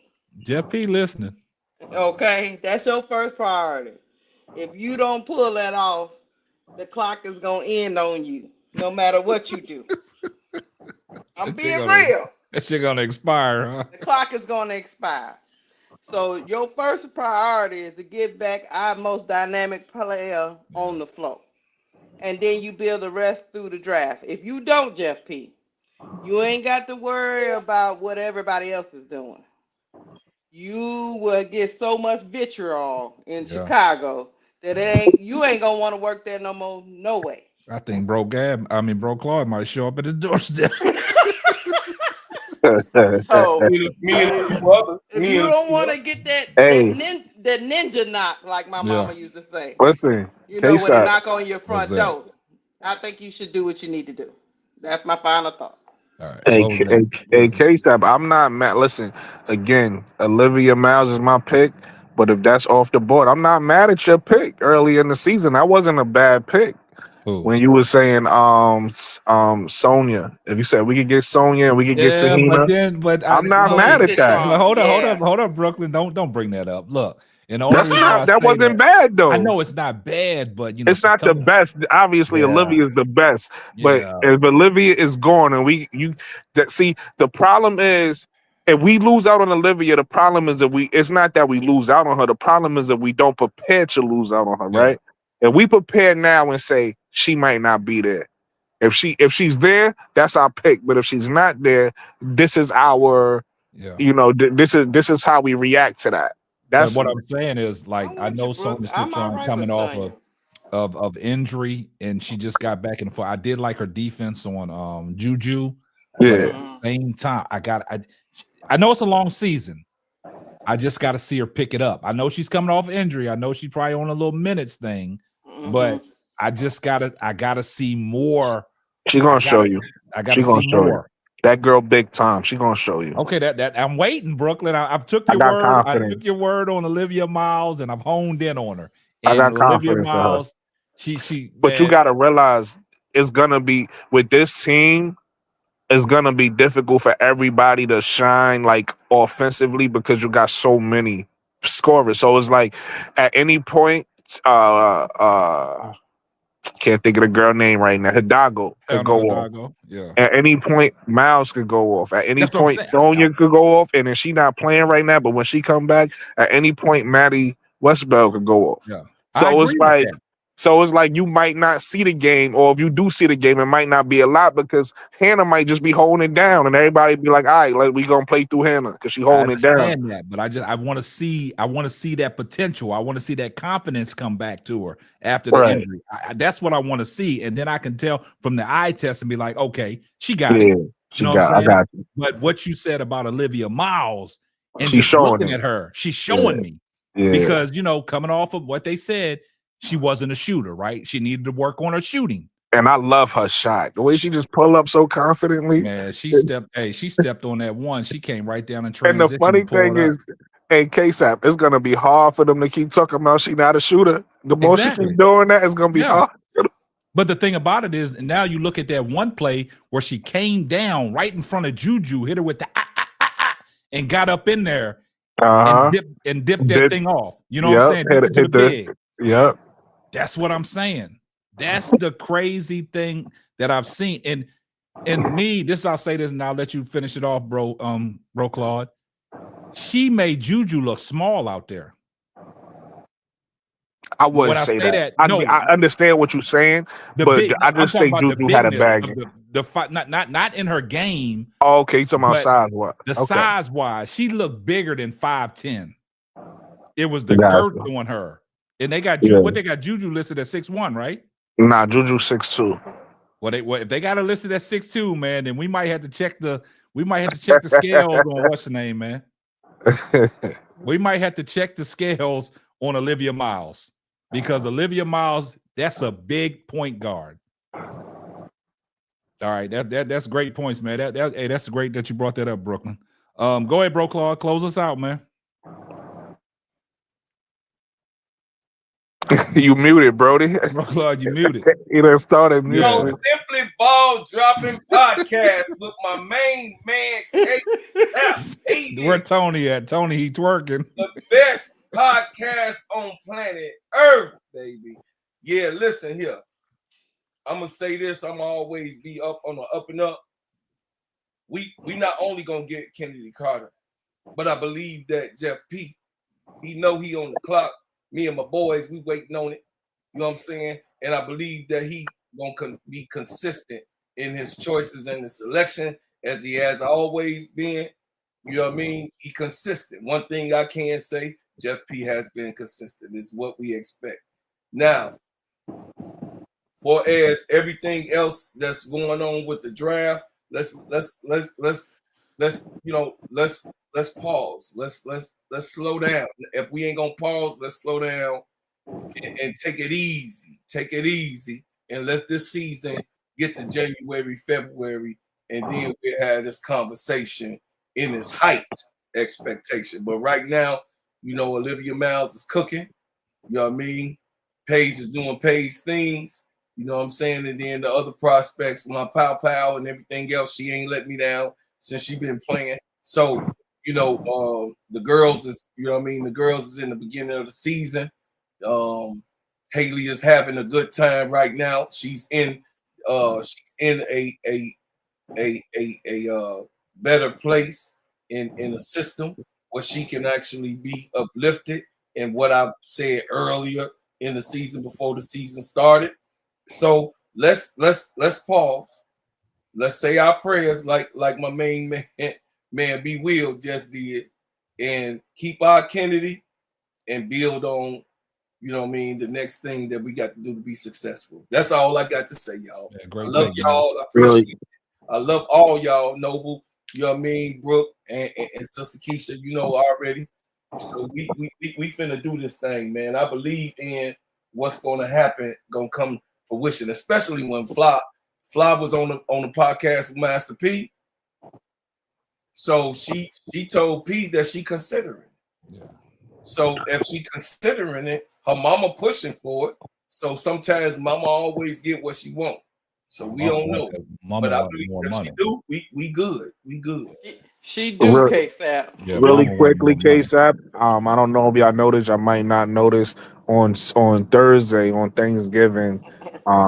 You have South Carolina and Iowa State playing each other. So I don't know if you want to, if you're going to be busy with family, you're going to go live after or I'll let whatever. y'all know. You I'll want to let talk y'all about know. it, but that's going to be a game We having on Thanksgiving Thanksgiving. here. So yeah, so I'll let y'all know, man. But I appreciate everybody on the panel, man. As always, bro Claude, Keisha, Brooklyn, Sister Noble.